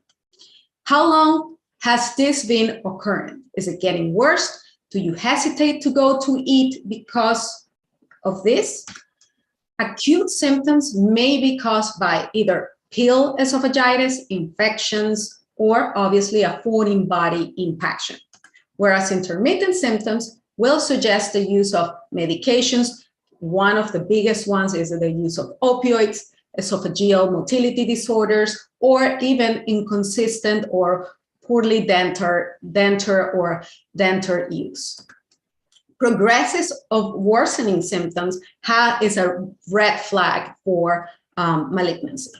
And dysphagia overall may lead to social isolation because the patient is, embarrassed, doesn't want to go out, doesn't want to get the food stuck. Do you have trouble chewing your foods? Again, bruxism, jaw pain can indicate some temporomandibular arthritis or pain disorders. Trouble chewing foods suggests poorly fitting dentures, dental disease, and importantly, very common also, serostomia. Weakness with chewing will suggest disorders of muscle disorders, myasthenia gravis, giant cell arthritis, any type of myopathy. What gets stuck? Is it solids only? Is it solids and liquids? Is it liquids more than solids? Trouble with liquids and solids will suggest an esophageal dysmotility disorder. Trouble with liquids only will suggest most of the time an oropharyngeal etiology. Trouble with solids only will suggest some sort of mechanical obstruction, which can be extrinsic, like from a mediastinal mass, even the thyroid, thyromegaly, or intrinsic stricture, webs, rings, or obviously a mass. What medications do you take? Do you drink alcohol? Do you smoke? Do you use opioids? I want to emphasize this is one of the critical questions you have to ask to a patient with dysphagia. NSAIDs, anticholinergics, tricyclic antidepressants, tobacco, alcohol. This is just a few. There is a very large list of medications that can cause xerostomia and then can actually, it can be perceived as dysphagia. Opioids will reduce esophageal motility, will cause spasms, it will slow, so it can cause all of them. Do you have asthma or any food or environmental allergy? If this prompts a positive response, you have to think about eosinophilic esophagitis. Is there any other symptom? Associated dyspepsia to dysphagia may suggest a complication of reflux. Halitosis and regurgitation may be due to a Zenker's diverticulum, or it can be due to major esophageal motility disorders such as achalasia. Weight loss will suggest, obviously, red flag, neoplasia, or even like a achalasia patient with a very advanced disease. Let's go back to our case. We know that our patient has solid and liquid dysphagia. He has noticed progression of his symptoms, worsening, and he has associated symptoms such as regurgitation, chest pain, and weight loss. So what are the most common causes of dysphagia? This is a flow algorithm, including the most frequent differential diagnosis when thinking about dysphagia. So we know dysphagia can be oropharyngeal or esophageal. These are the most important groups. If we're thinking of oropharyngeal and it's more solids than liquids, you have to think about Zenker's diverticulum, a cervical web, a cricopharyngeal dysfunction, neoplasm, radiation-induced stricture or problems, or even after any sort of throat surgery, or proximal esophageal surgery, head, neck surgery in general. If it's more liquids than solids, you have to think about any cerebrovascular, neurodegenerative disease, cerebral palsy, muscle diseases such as dystrophy, myositis. On the other hand, if we're thinking about esophageal dysphagia, if it's mostly solids, but it's non-progressive, it sits stable over time, you need to think about webs, rings, like the Schatzki's ring. You need to think about eosinophilic esophagitis, infections like Candida, or even peel esophagitis could be one of these. If it's progressive, again, red flag, cancer. We need to rule out this as soon as possible. Or you could also have peptic stricture, which can be actually progressive.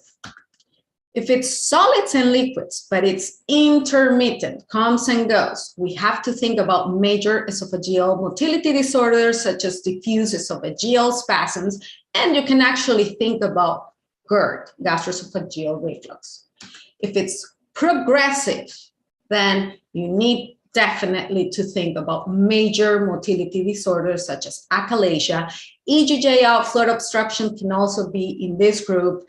Scleroderma, which usually the patients can have severe ineffective esophageal motility or actually absent contractility. So let's go back to our patient. Based on this algorithm, we know he has esophageal dysphagia to solids and liquids, progressive. So we have to think that he has some major esophageal motility disorder at this point. Let's continue. So what are the recommended testing in a patient or for a patient with dysphagia?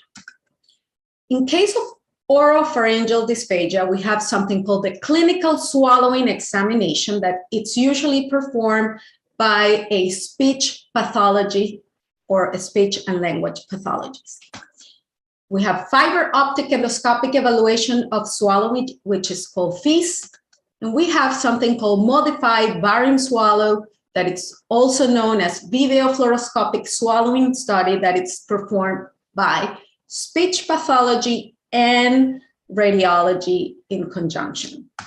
Both clinical swallowing examination and the MBSS, or modified barium swallow, the patient is actually seen or observed while the patient is eating a variety of foods with different consistencies.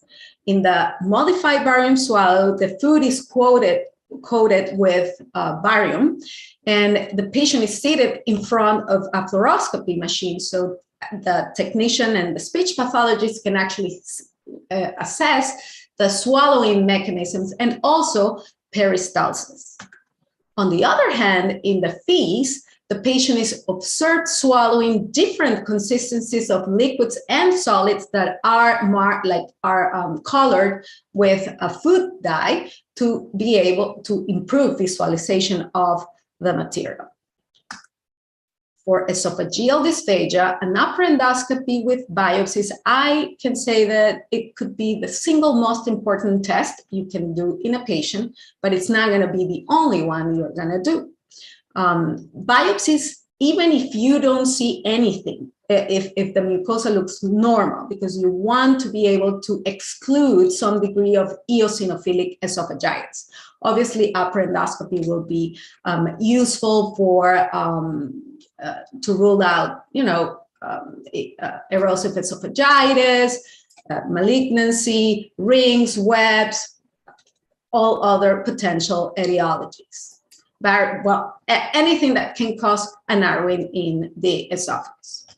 Then the barium swallow with a very important, it's not only a barium swallow, it's important to order it with a 30 millimeter barium tablet or a barium impregnated marshmallow. Every center has their own protocol, and there is not a single protocol established for this. Now, the question will be, which test are we going to order first between the upper endoscopy and the barium? So there is not a right, wrong answer. You need to have the very good history, like we went over before, and you will have a pre-test assessment, which of the two tests will give you better answers. So for example, if you're thinking about a major motility disorder of the distal esophagus, maybe you actually could order first a barium swallow. Or if the patient has had radiation, you might want to order the barium swallow first to make sure to actually have like a map of the stricture. If you are suspecting a stricture, is it the stricture complex? Is the stricture short? So it can actually guide you to plan your endoscopy. Obviously, the endoscopy, it can be at the same time therapeutic. When you do the endoscopy and have not had a barium swallow before, you can go in, see there is a ring, you go ahead and you can actually do dilation or other therapeutic interventions. So always think about what do you think your patient have, and then try to think which one to order first. Then a high resolution esophageal manometry with impedance. This will be like the next step. If your endoscopy and barium swallow are normal, you're gonna then order a high resolution esophageal manometry. Definitely, you're not gonna do the manometry before a negative endoscopy and barium swallow. The impedance part is very important because it would actually, we can detect different consistencies if it's gas, liquid, but it's refluxing, and you can actually detect the flow of during the swallow. So impedance can actually show you if it's a retrograde bolus or if there's bolus-scape. So it's a very important technique to use during the high resolution manometry. Other testing that we might need We have endoscopic ultrasound or chest abdomen imaging. This is very important when you have done an endoscopy and you are thinking that there could be some infiltrative processing at the level of the lower esophageal sphincter, or you do the manometry and the barium swallow and there is something that could tell you that there could be an extrinsic compression, so you can do an endoscopic ultrasound or a chest abdomen CT imaging to rule this out. I want to touch base about EndoFlip, impedance planimetry system. Although it's not considered like a standard of care when assessing a patient with dysphagia, it's actually a great technology to have, that it's every day gaining more and more attention in the foregut world. And it can actually be a tire breaker between an endoscopy and a barium swallow in a challenging case or in a case that it's not straightforward. The EndoFlip will measure cross-sectional area and intraluminal pressure using a balloon while the balloon it's getting inflated. So the esophagus, it's getting distended, and you can get cross-sectional area, diameter, and pressure. This, let me show you. Oh, and also, before I continue talking about EndoFlip, you at some point will use pH monitoring, even in the form of a Bravo wireless capsule or a pH impedance, if you're thinking about reflux. Regarding EndoFlip again, you can, the single most important measurement during EndoFlip is what we call esophageal gastric junction distensibility index. So it's taken by using the cross-sectional area over the intra-balloon pressure. A lot of data on this, but basically a distensibility index of greater than 2.8 will be normal, whereas less than 2.8 is abnormal. We're using this for people who perhaps do POEM or Heller Myotomy in patients with achalasia. They actually do it before the myotomy and after the myotomy, and there is data suggesting that EndoFlip can actually predict outcomes. Also, foregut surgeons are using EndoFlip intraoperatively to before and after their fund application, and it might predict outcomes of the fund application. So think about EndoFlip. It's a good technology to have. And also, with the newer version, with EndoFlip 2.0, we can actually have topography. So we can see the contractility response, and it will look similar to a manometry. So in this picture, what we look for is something called repetitive antegrade contractions. This is what is considered normal. And in the inferior picture, you have how it looks in a normal, like normal peristalsis in a manometry. So you can see they look similar. In this picture, on the upper part is an EndoFlip picture. You see like there is no antegrade repetitive contractions. And in the lower picture, you can see a manometry showing absent contractility. So it looks kind of similar. And in this picture, you have what we call retrograde repetitive contractions, which go on the opposite side of the normal antegrade contractions. And in the manometry, this could correlate with a spastic motility disorder. Functional dysphagia. When you have done all this testing and you have ruled out obstructive causes or major motility esophageal disorders, then you may have a diagnosis of functional dysphagia. In the United States, the prevalence is about 6 to 7.7%. And the associated factors to functional dysphagia are medications, reflux again, peripheral nerve or spinal cord sensitization, or central processing abnormality. So you have to have in mind all this in order to offer the patient some treatment options. Back to our patient, the workup. The upper endoscopy with biopsy showed a dilated esophagus, minimal retained food, mild resistance when passing the scope through the GE junction, and the biopsies were negative for eosinophilic esophagitis. The barium swallow was not very informative. It was reported that mild gastroesophageal reflux possible, esophageal spasms, and retrograde flow.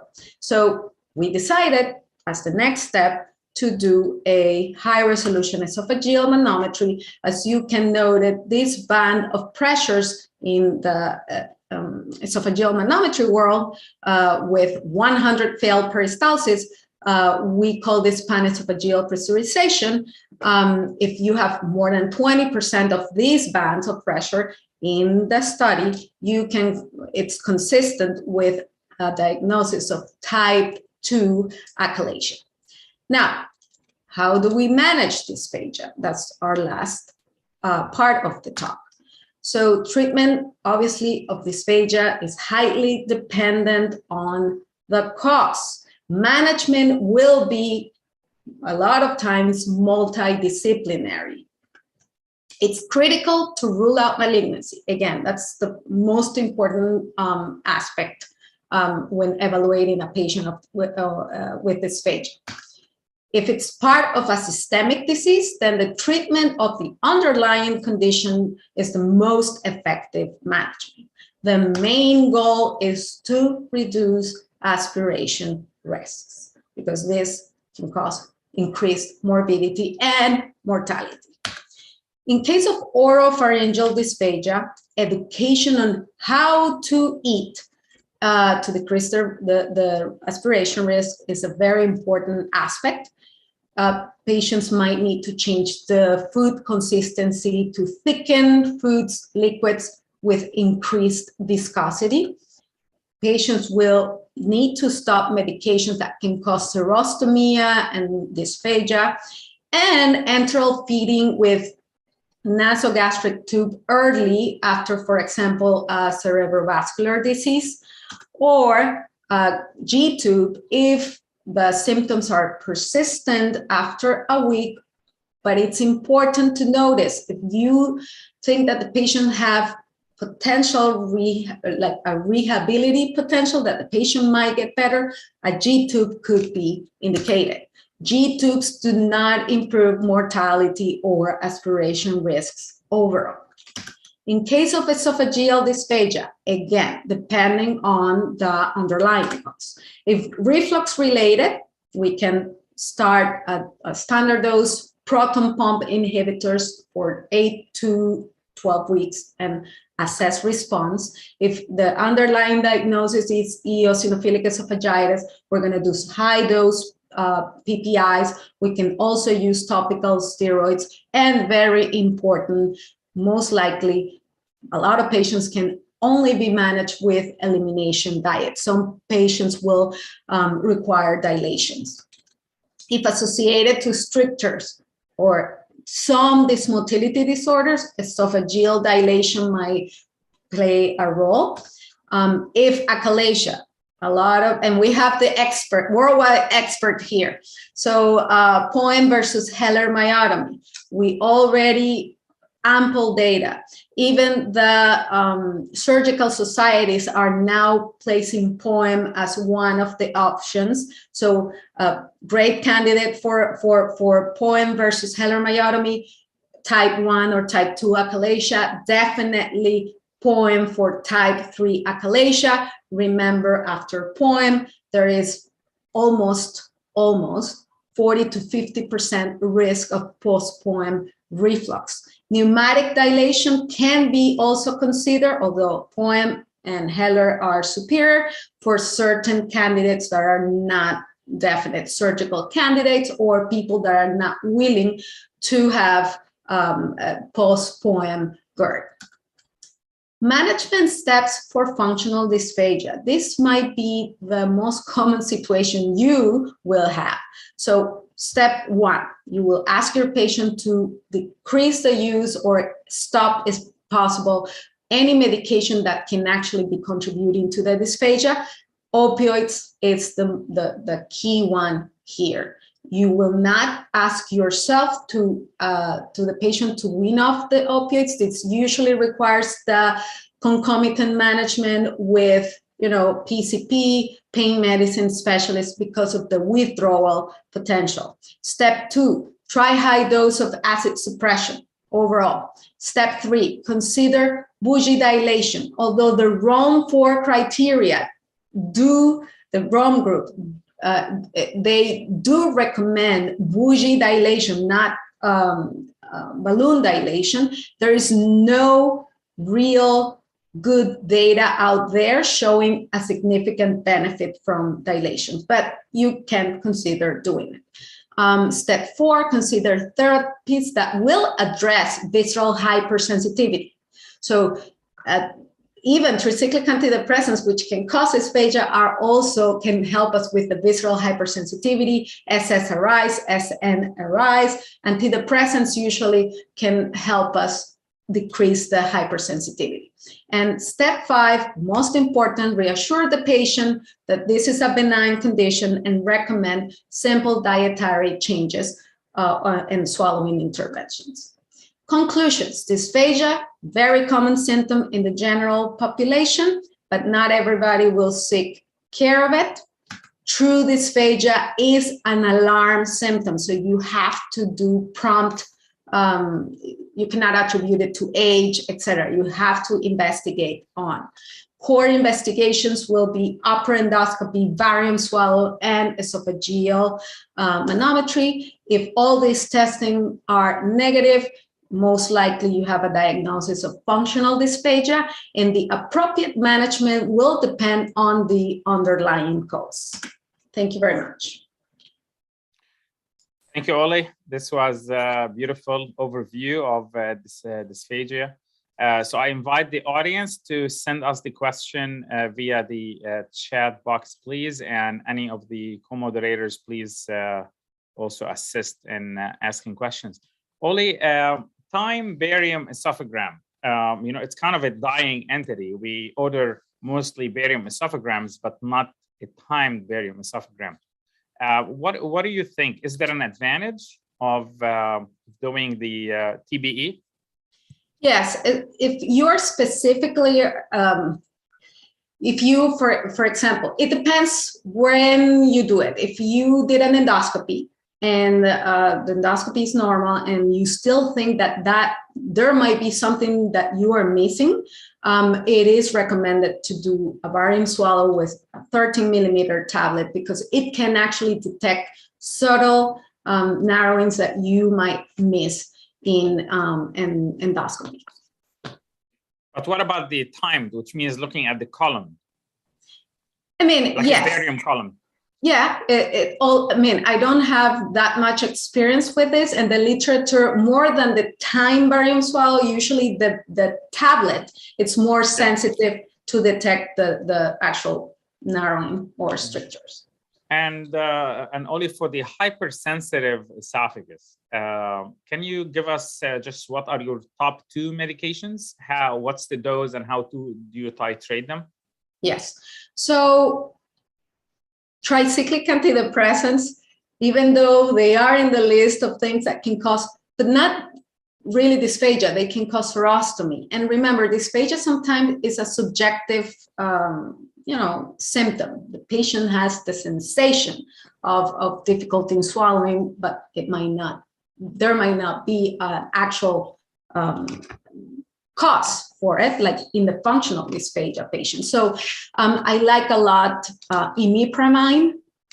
It's one of my first to go. And when you are going to treat some esophageal hypersensitivity, by the way, you have a way to actually diagnose esophageal hypersensitivity, and it can be during a pH testing. So we use the symptom index and the SAP to actually see if the pH actually is normal, but the patient actually pushed the button when there is a reflux episode and there is a correlation. You can actually diagnosed formally some esophageal hypersensitivity. So you always start with the lowest possible dose. I usually start with imipramine, 25 milligrams, and titrate up. For example, I like a lot nortriptyline for this type of patients, or amitriptyline. Amitriptyline causes a little bit more constipation than nortriptyline, so I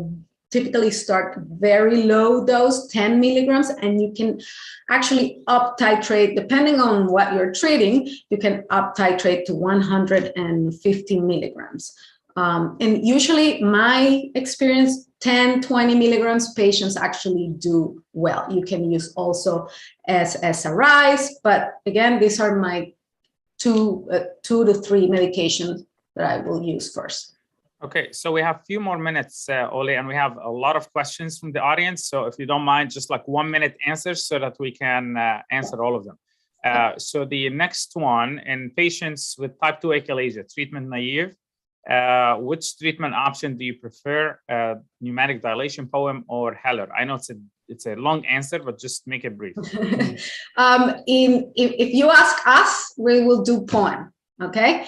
But in data, like overall, you can do either POEM or Heller Myotomy with fundoplication. The caveat of POEM will be the increased risk of post-POEM reflux, but definitely POEM have shown that it's like non-inferior to Heller Myotomy in randomized controlled trials, and it's safer, like less side effects and shorter procedure time. So short answer, POEM. Yeah, and it depends on the local expertise. All three are endorsed as primary options by different societies. So it really depends on local expertise. Here at Hopkins, we offer POEM as the primary treatment due to our expertise with the procedure. Next, Oli, important question. Do you always take biopsies from the esophagus, even if it is macroscopically normal and no suspicion of EOE? Always, always, always, always. Sometimes it's subtle, but remember, this is a path, like the pathologist is the one who's going to actually tell you if there is EOE, and it will quantify it. Sometimes you can have eosinophils in the esophagus, in the distal esophagus, and this most likely will be related to reflux. But in the proximal esophagus, it could also be reflux, but you have a criteria. If it's more than 15, you can say that the patient has eosinophilic esophagitis. And also remember, you will ask about asthma, allergies, etc. But yes, you do have to take biopsies. And last question from the audience, just your technique of inserting the scope in patients with Zenker's diverticulum. How can you make sure you're not going to cause any injury? If you are really suspecting that the patient has Zenker's, I would actually, this is one of these cases where I would actually start with an esophagram first, a modified barium. So the patient might have halitosis, nasopharyngeal regurgitation. So I would start first with barium swallow, and I can actually prepare myself for that endoscopy. And then once I decide to do the endoscopy, which really you have to offer something for the patient, but if you want to actually see how it looks, etc., you have to start looking very carefully, since the hypopharynx go very slowly at the level of the upper esophageal sphincter, insufflate, and you have to, never go blind. Some people try to pass the endoscope blind. No, you have to be looking at all the time and insufflating a lot. You might find the septum, or you might actually get inside the diverticulum. This is why you have to insufflate and very carefully try to go very slow. And then sometimes people don't see it, and you actually find it on your withdrawal. Perfect. Thanks, Oli. We will conclude this segment, Hakan, unless one of you has questions, and we're excited to see the video session from Hakan.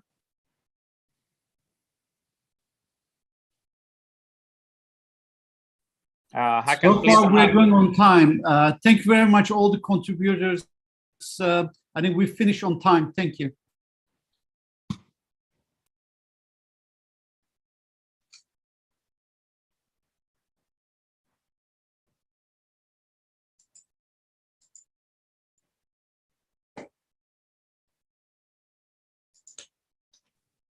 Hakan, please unmute yourself. I'm starting.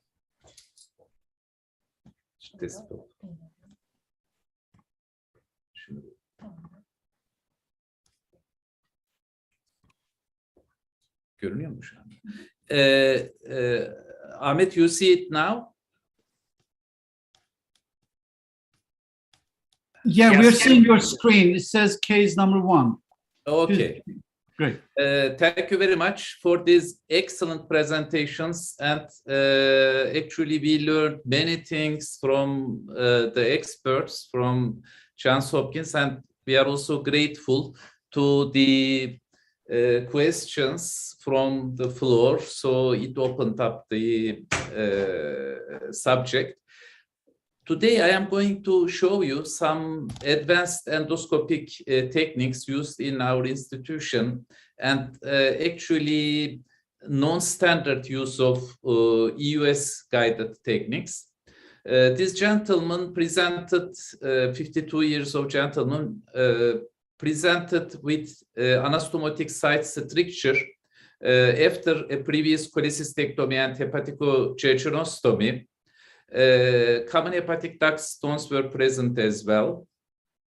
Previous interventions with ERCP and percutaneous interventions were unsuccessful in dealing with either the stricture and very large common hepatic duct stones. And surgery was not considered for this patient.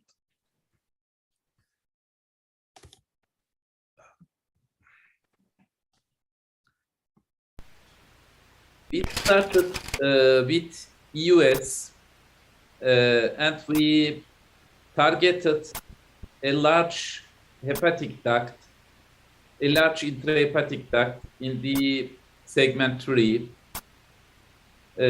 Actually, we used 19-gauge needle, and then we dilated with 6 French cystotome, and we put a partially covered 10 millimeter and 8 centimeter uncovered stent for biliary drainage in the first place. Actually, this is the first step, and after 2 weeks, we returned.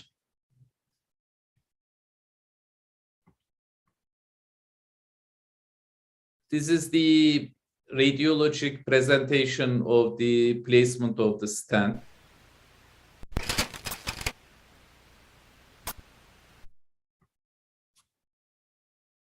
We inserted a spyglass cholangioscope after 2 weeks of the insertion of hepatical gastrostomy stent. We inserted cholangioscope through the hepatical gastrostomy stent into the common hepatic duct.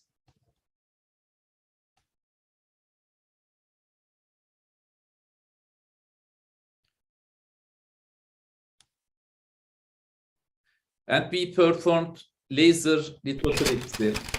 So laser lithotripsy can be used not only transpapillary, but through a hepatical gastrostomy stent as well.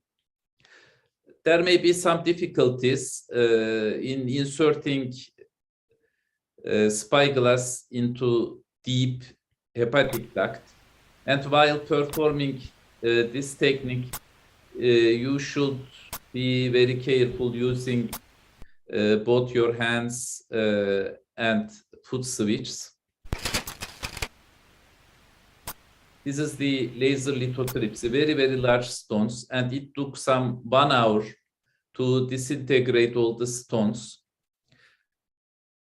After disintegrating the stones,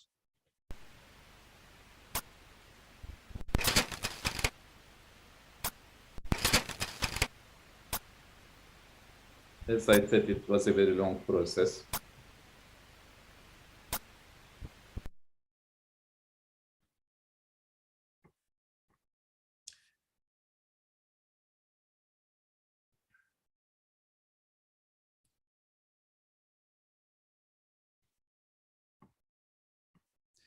Then we try to insert a guide wire through the stricture from the Hepatical Gastrostomy site to duodenum. And we were able to do this.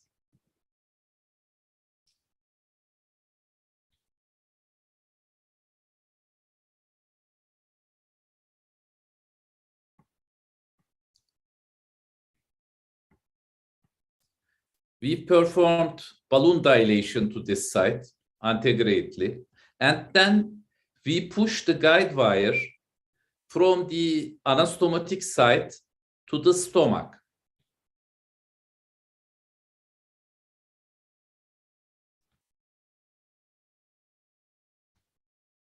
Now the guide wire was inserted through hepatical gastrostomy to the stomach. Balloon dilation.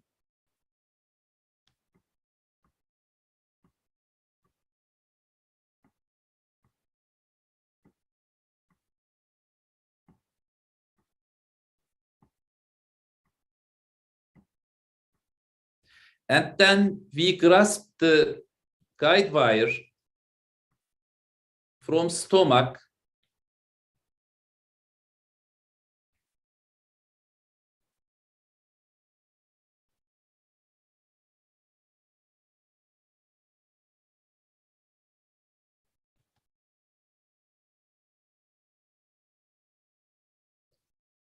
and we inserted a 10 centimeter double pigtail stent. But in order to facilitate... Devam et. Al tamam. In order Tamam to, çıkarsana şunu önce bir tatlım. Şunu bir aç. Ha? in order to facilitate drainage, we put some holes into the middle segment of double pigtail biliary stent. So in this case, we were able to drain intrahepatic ducts as well. Then we have the two ends of the guide wires secured. We inserted the double pigtail stent with radiographic guidance through the anastomotic site, and we observed the hepatical gastrostomy site. So now one end of the double pigtail stent is in jejunum, and one end of the double pigtail stent is in through the hepatical gastrostomy stent to the stomach. And the patient is now doing very well without any more cholangitis, pruritus, and in the long run, I think we are going to withdraw metallic stent as well as plastic stent, and the patient will not have any more symptom. Moen, do you have any comments to this procedure? Yeah, this was a beautiful demonstration, Hakan. The only question I have is the use of a partially covered stent. Obviously, this is a benign indication. So I typically advise against a partially covered stent because removal can be difficult. Although you can perform stent in stent, but that better be done sooner rather than later because even that can fail at times. So typically for these cases, I will do a fully covered and wait a couple of weeks. Migration is not an issue because in a couple of weeks, the tract is formed, so you can perform all these procedures without a problem. So that's one. Two, we've done this using a spyglass, but we've also done it through direct cholangioscopy because you have a 10 millimeter tract. You are able to use an XP scope that's 5.7 millimeter in diameter and do lithotripsy through that scope. That's just another alteration if you don't have spyglass, but the technique is beautiful. Hakan, congratulations. Very nice points. Actually, for this patient, I think we must remove the stent in 2 weeks. As you say, it may be difficult to withdraw it if it is more than this. And of course, fully covered stents for benign cases is better. Thank you very much for this comments. And as you say, if you do not have spyglass, ordinary gastroscope can be used as well. But in this patient, you observed that there was some difficulty to insert it through the intrahepatic ducts to the common hepatic ducts. If there are angulations and previous cholangitic strictures, it may be somehow difficult to insert a gastroscope to the desired point. Yeah, Hakan, I mentioned the neonatal scope. Gastroscope, it will be impossible to go through the hepatogastrostomy towards the bile duct, very difficult. Oh yeah, baby scope, yes. The neonatal scope with this, yes, neonatal. And the diameter is 5.7 millimeters. Yes. So now I switch to the second case. This was a 43-year-old gentleman presented with jaundice, and diagnosis of non-resectable pancreatic head carcinoma was made. However, ERCP failed. And for this patient, we again targeted a large intrahepatic duct in segment 3. We inserted again an first we had a cholangiogram.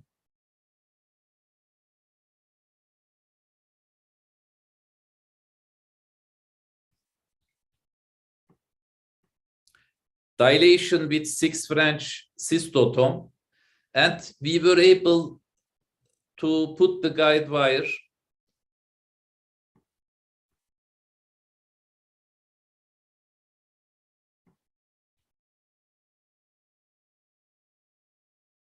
we are trying to put the guide wire from common duct to the duodenum, but it failed.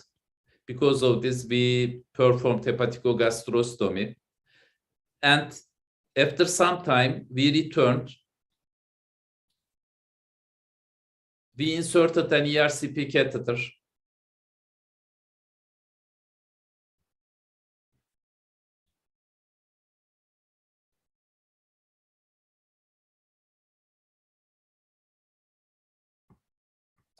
And this time, we were able to pass the stricture due to pancreatic carcinoma. And we inserted an ELRA device by Taewung to perform radiofrequency ablation to this area in order to increase stent patency here. So ELRA can be used transpapillary as well as through hepatical gastrostomy as well. And then from the first hepatical gastrostomy stent, we used an antegrade stent as well.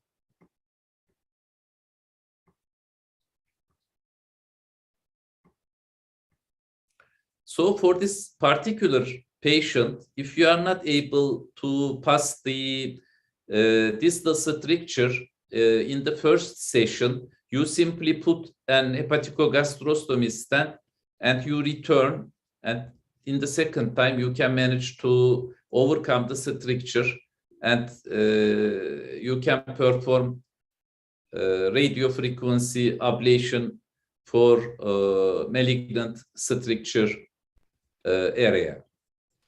I think that will be all for this patient. Do you have much experience with ELRA device, Moen?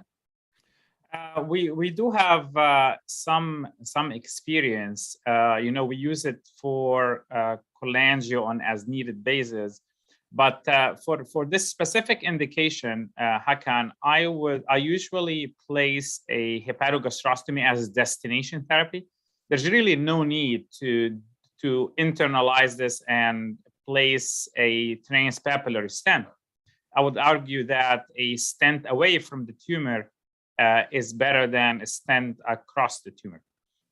So we just place a hepatogastrostomy, and the average lifespan in these unresectable patients is a year or so, and typically that will last them until they expire, basically. But the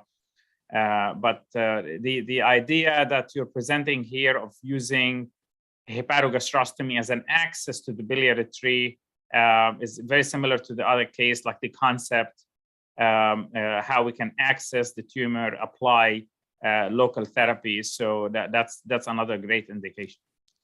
Thank you. Actually, as you stated, putting the stent away from malignancy is considered beneficial because tumor ingrowth is not happening. But do you consider that opening the physiological way would be better for the symptoms of the patient? So you are draining bile into the stomach in the first place, but if you are doing an integrate as well, you are having a bile flow into the natural place as well. Do you think that will be beneficial for the digestion of the patient? Yeah, we see bile gastritis with hepatogastrostomy occasionally. That's painful and patients won't tolerate it, but that's the exception. I've only maybe had a couple of patients like that. My idea is to minimize interventions in these patients. I want to do one procedure and send them home, let them enjoy their time with the family, minimize coming to the hospital and repeated procedures. But I think in this population, Hakan, where they don't tolerate the hepatogastrostomy, they have bile gastritis, that's when I think going for a transpapillary approach is the way to go. Thank you very much. We switch to case 3.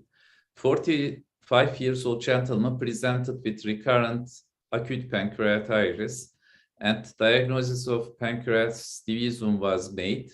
However, minor papilla was completely obstructed and ERCP failed. In the first session, we injected contrast through EUS with a 19-gauge needle into the main pancreatic duct, and actually minor papilla was strictured and there was no flow into the duodenum. In the second session, we approached from the bulb. We filled with methylene blue stained contrast. The tip of the US device is in bulb. Again, no flow.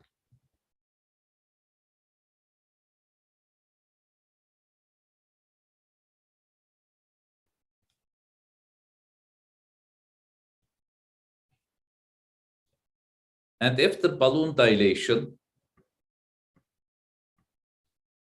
we put a fully covered 10 millimeter and 6 centimeter fully covered metallic stent into the main pancreatic duct. So we performed Virsungo duodenoscopy. I think this technique may be useful for patients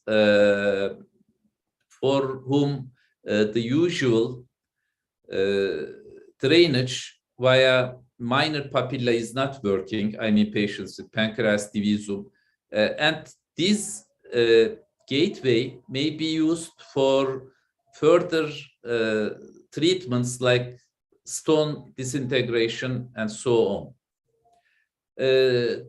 What is your opinion, Moen? Do you think that for such a benign condition, this may be an option, an alternative to surgical Virsungo jejunostomy?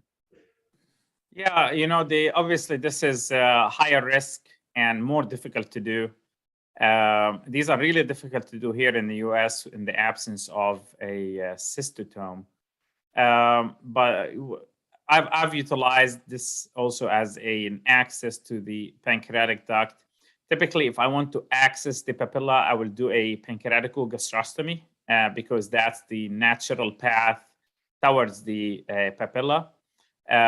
You know, this case is very extreme. I mean, this is, I actually want Venkat to comment, a patient with pancreatic divism with this high grade obstruction and this dilation of the duct. I obviously would want to rule out a main duct IPMN in a patient like this. Venkat, your thoughts about this with this divism case? Absolutely, Dr. Sharp. Yeah, I mean, looking at the duct, that is something we definitely need to rule out, a main duct IPMN. And it's so difficult to differentiate a main duct IPMN from any other reason for a biliary for a pancreatic duct stricture, just based on MRI features or CT features. So yeah, definitely these have high risk of pancreatitis complication when we are trying to evaluate the duct. But using some modalities to rule out a main duct IPMN would be very important here. Actually, for this patient, there was stone, and in another session, we inserted cholangioscope through the metallic stent into the main pancreatic duct, and we performed laser lithotripsy for main pancreatic duct stone. And at that time, we had the opportunity to visualize main pancreatic duct, and there was no sign of main duct IPMN. Perfect. So we switch to the next case. This is the last. This will be the last two cases.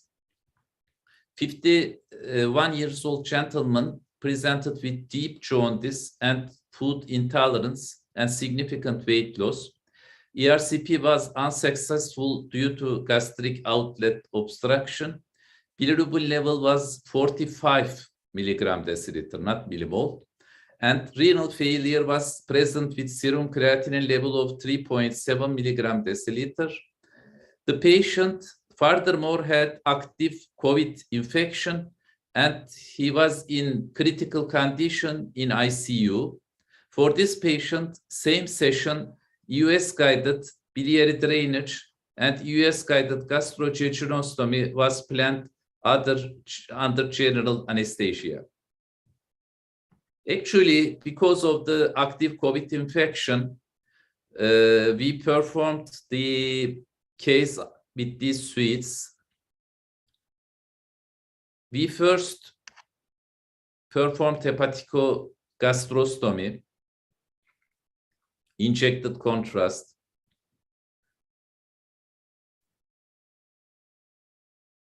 There is complete obstruction, and guide wire cannot be inserted into the jejunum.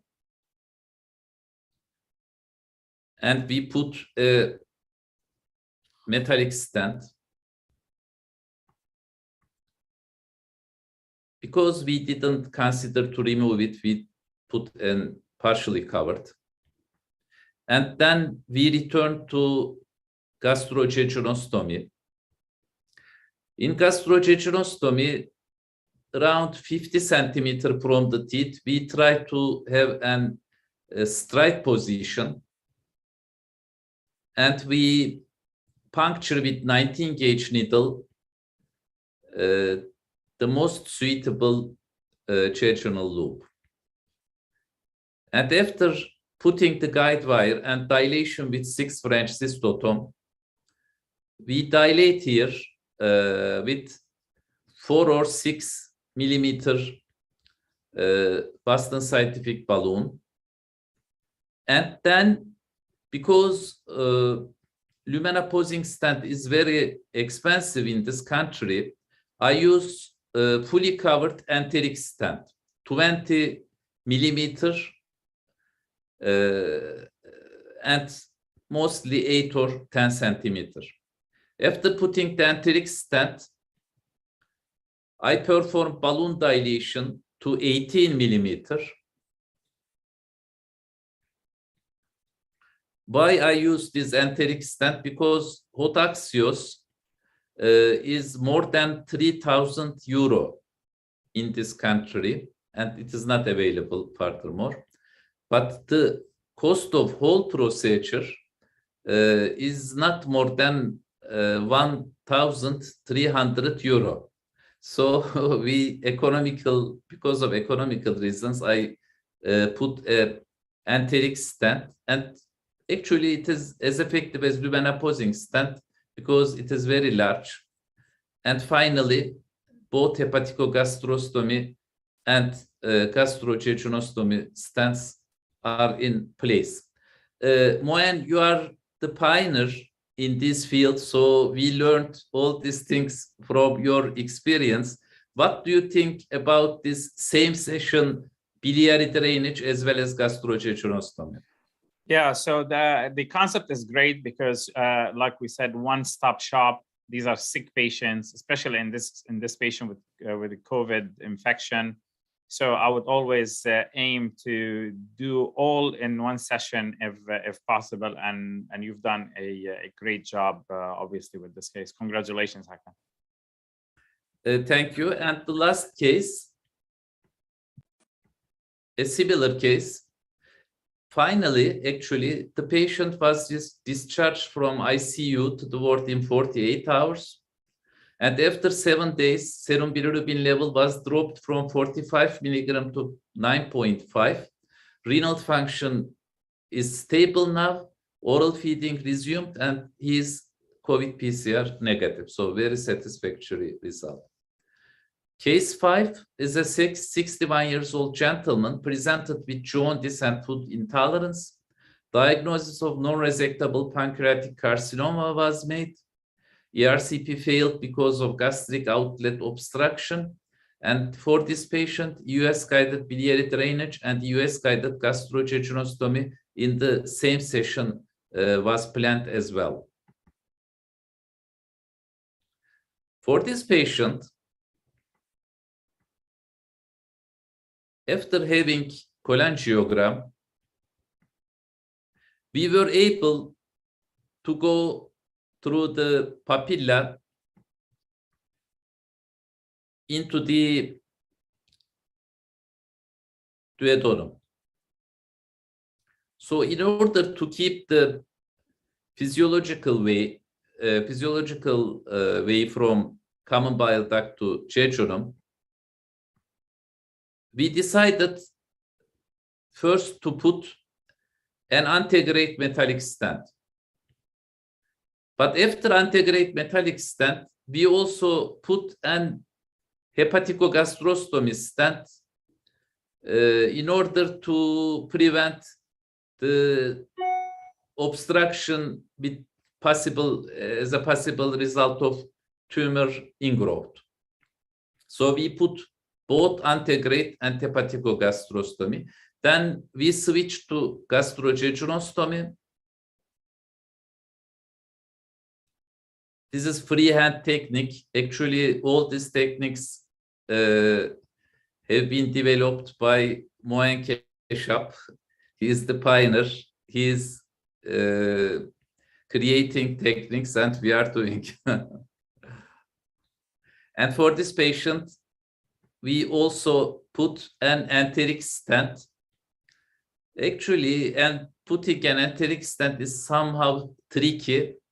Your assistant should be very careful while deploying the stent.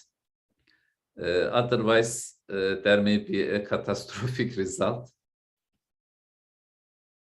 This is the enteric stent. We dilate it.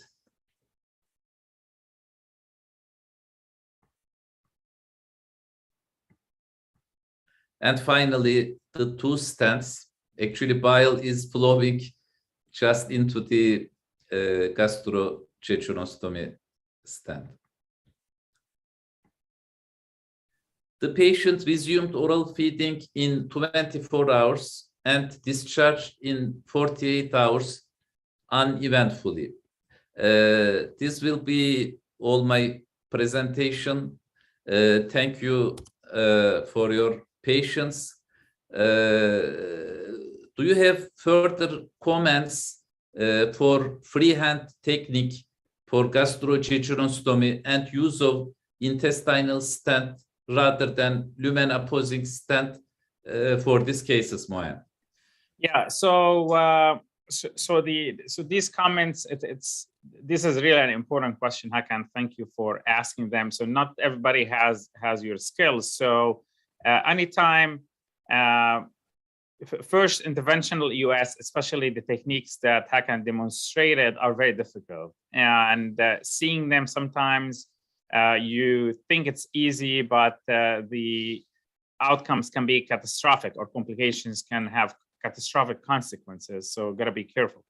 So the freehand technique for a gastrojejunostomy is extremely difficult and should only be used in extreme cases where there is complete luminal obstruction, which means you cannot get a wire or dye through the duodenal obstruction site. So this is where you can use the freehand technique, but otherwise it should be completely abandoned because we've seen and others have seen catastrophes from that. So that's the last resort.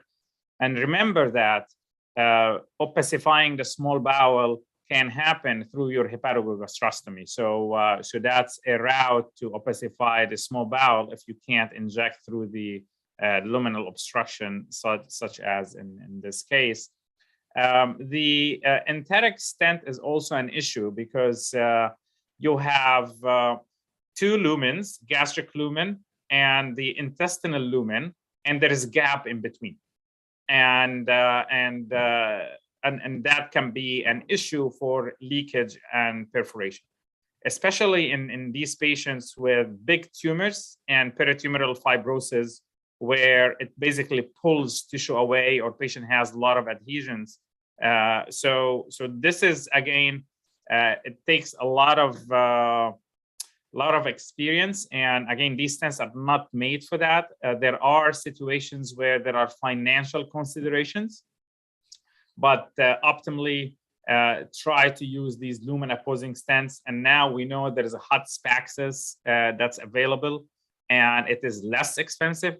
Probably Hakan as expensive as these stents, right? The hot Spaxis, that's what I suspect. We don't have it in the US. So I would favor using that rather than using a non-lumen opposing stent. Actually, I am going to convey one of my interesting experience for a patient with obstructed gastroenterostomy, surgical gastroenterostomy site. We put an enteric stent, and after 2 weeks, the stent migrated into the intestine, and the patient defecated it. But when we go into the stomach, there was a perfect anastomotic site. So surprisingly, sometimes even in 1 week, and gastroenterostomy can develop. Is it your experience as well? Actually, I surprised too much when I see that after 1 week, the stent migrated, but there is a very well working gastroenterostomy site. Yeah, so these fistulas can mature quickly, but it really depends. And think about it as a peg fistula. So if we've had pegs that got detached in 1 week and nothing happened, and we have had pegs that detached in 4 weeks and there was a perforation. So it really depends on the patient, healing process, medical status, etc. But even if the migration happened the next day, Hakan, right? The highest risk of migration is within the first few days. That can be catastrophic, So again, we have to think about the general public and what we recommend to the average endoscopist. And the safest thing is to have really great experience with interventional EUS and put your hand on a lumen opposing stent. That should be your first choice. And unless that's not completely available to you and there is complete luminal obstruction where you cannot put a duodenal stent, then I will go for what Hakan just described. I think there is a question from Flor. Is your microphone working? Do you hear me now, Mr. Shentur? Yes, Yeah. I did. Yes, first of all, I'm very grateful for this wonderful meeting, and especially online. And it's very great to see all of you and listening your experience.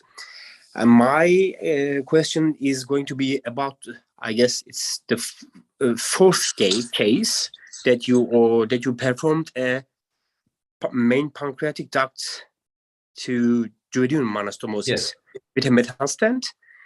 And as we are sometimes using plastic stents in ERCP, and we are choosing maximum diameter of 5-French plastic stents because of the obstruction of the branch sides or the pancreatic ducts can cause a pancreatitis. And you used a metallic stent with diameter of 10 millimeters. Do you experience any pancreatitis after the procedure? Or do you consider to use a smaller diameter of SEMS? A perfect question. Actually, I was hesitant to put this stent, but in these patients, because of the recurrent acute pancreatitis attacks, the patient is somehow resistant to stent-induced acute pancreatitis. And furthermore, we leave a 2-centimeter segment of the metallic stent into the main pancreatic duct. And because of this, in these patients, of course, it is these are some anecdotal cases. I do not have too much experience, but I did not encounter any significant complication like severe pancreatitis. It did not happen. But I think this is because these patients are resistant to pancreatitis because of the ongoing pancreatitis attacks. This is the same with chronic pancreatitis patients as well. And I think we would ask Moen about this. Yeah, so I agree with what Hakan mentioned. This is an extreme example. So there is some data on transpapillary metal stents for refractory chronic pancreatic duct strictures related to chronic pancreatitis with good efficacy. In these patients, you're really not worried much about stent-induced strictures or ischemia to the duct, because these are extreme cases, and they have end-stage chronic pancreatitis, so you don't worry much about pancreatitis induced by the stent. Having said that, I tend to use the 8-millimeter metal stent in these cases. And don't forget that the duct was like 12 millimeters. So if you use an 8-millimeter and 12-millimeter duct, it's acceptable. The duct was huge, but it's not something we do on a daily basis. But I would have done actually what Hakan did in this case. I'm very thankful for your answer, and I see that my camera was off and my name was iPhone, and the question was arise from dark.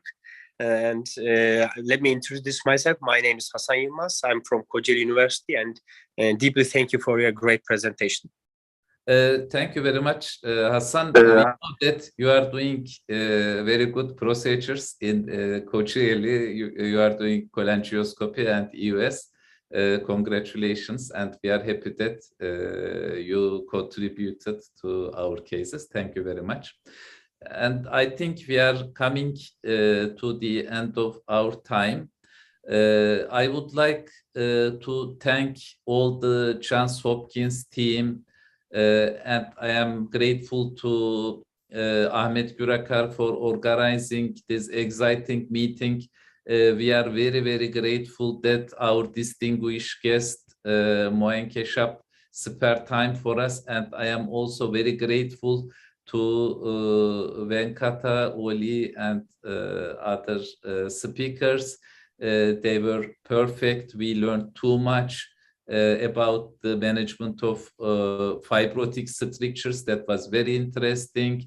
We were impressed by the very comprehensive approach to dysphagia and the subject of primary sclerosing cholangitis and cholangiocarcinoma management was also very, very interesting. And I left the microphone to Moen and then Ahmet Gürakar for the closure of the meeting. Thank you very much. Thank you, Professor Şentürk. On behalf of my colleagues, Florence, Oli, and Venkat, and Ahmed, we thank you for the opportunity to participate in your conference again. Always a pleasure working with you, and great to see the amazing work that's been done locally in Turkey. We value our collaboration at different levels and our friendship, and we look forward to seeing all of you in person. Ahmed? Thank you very much, Moin.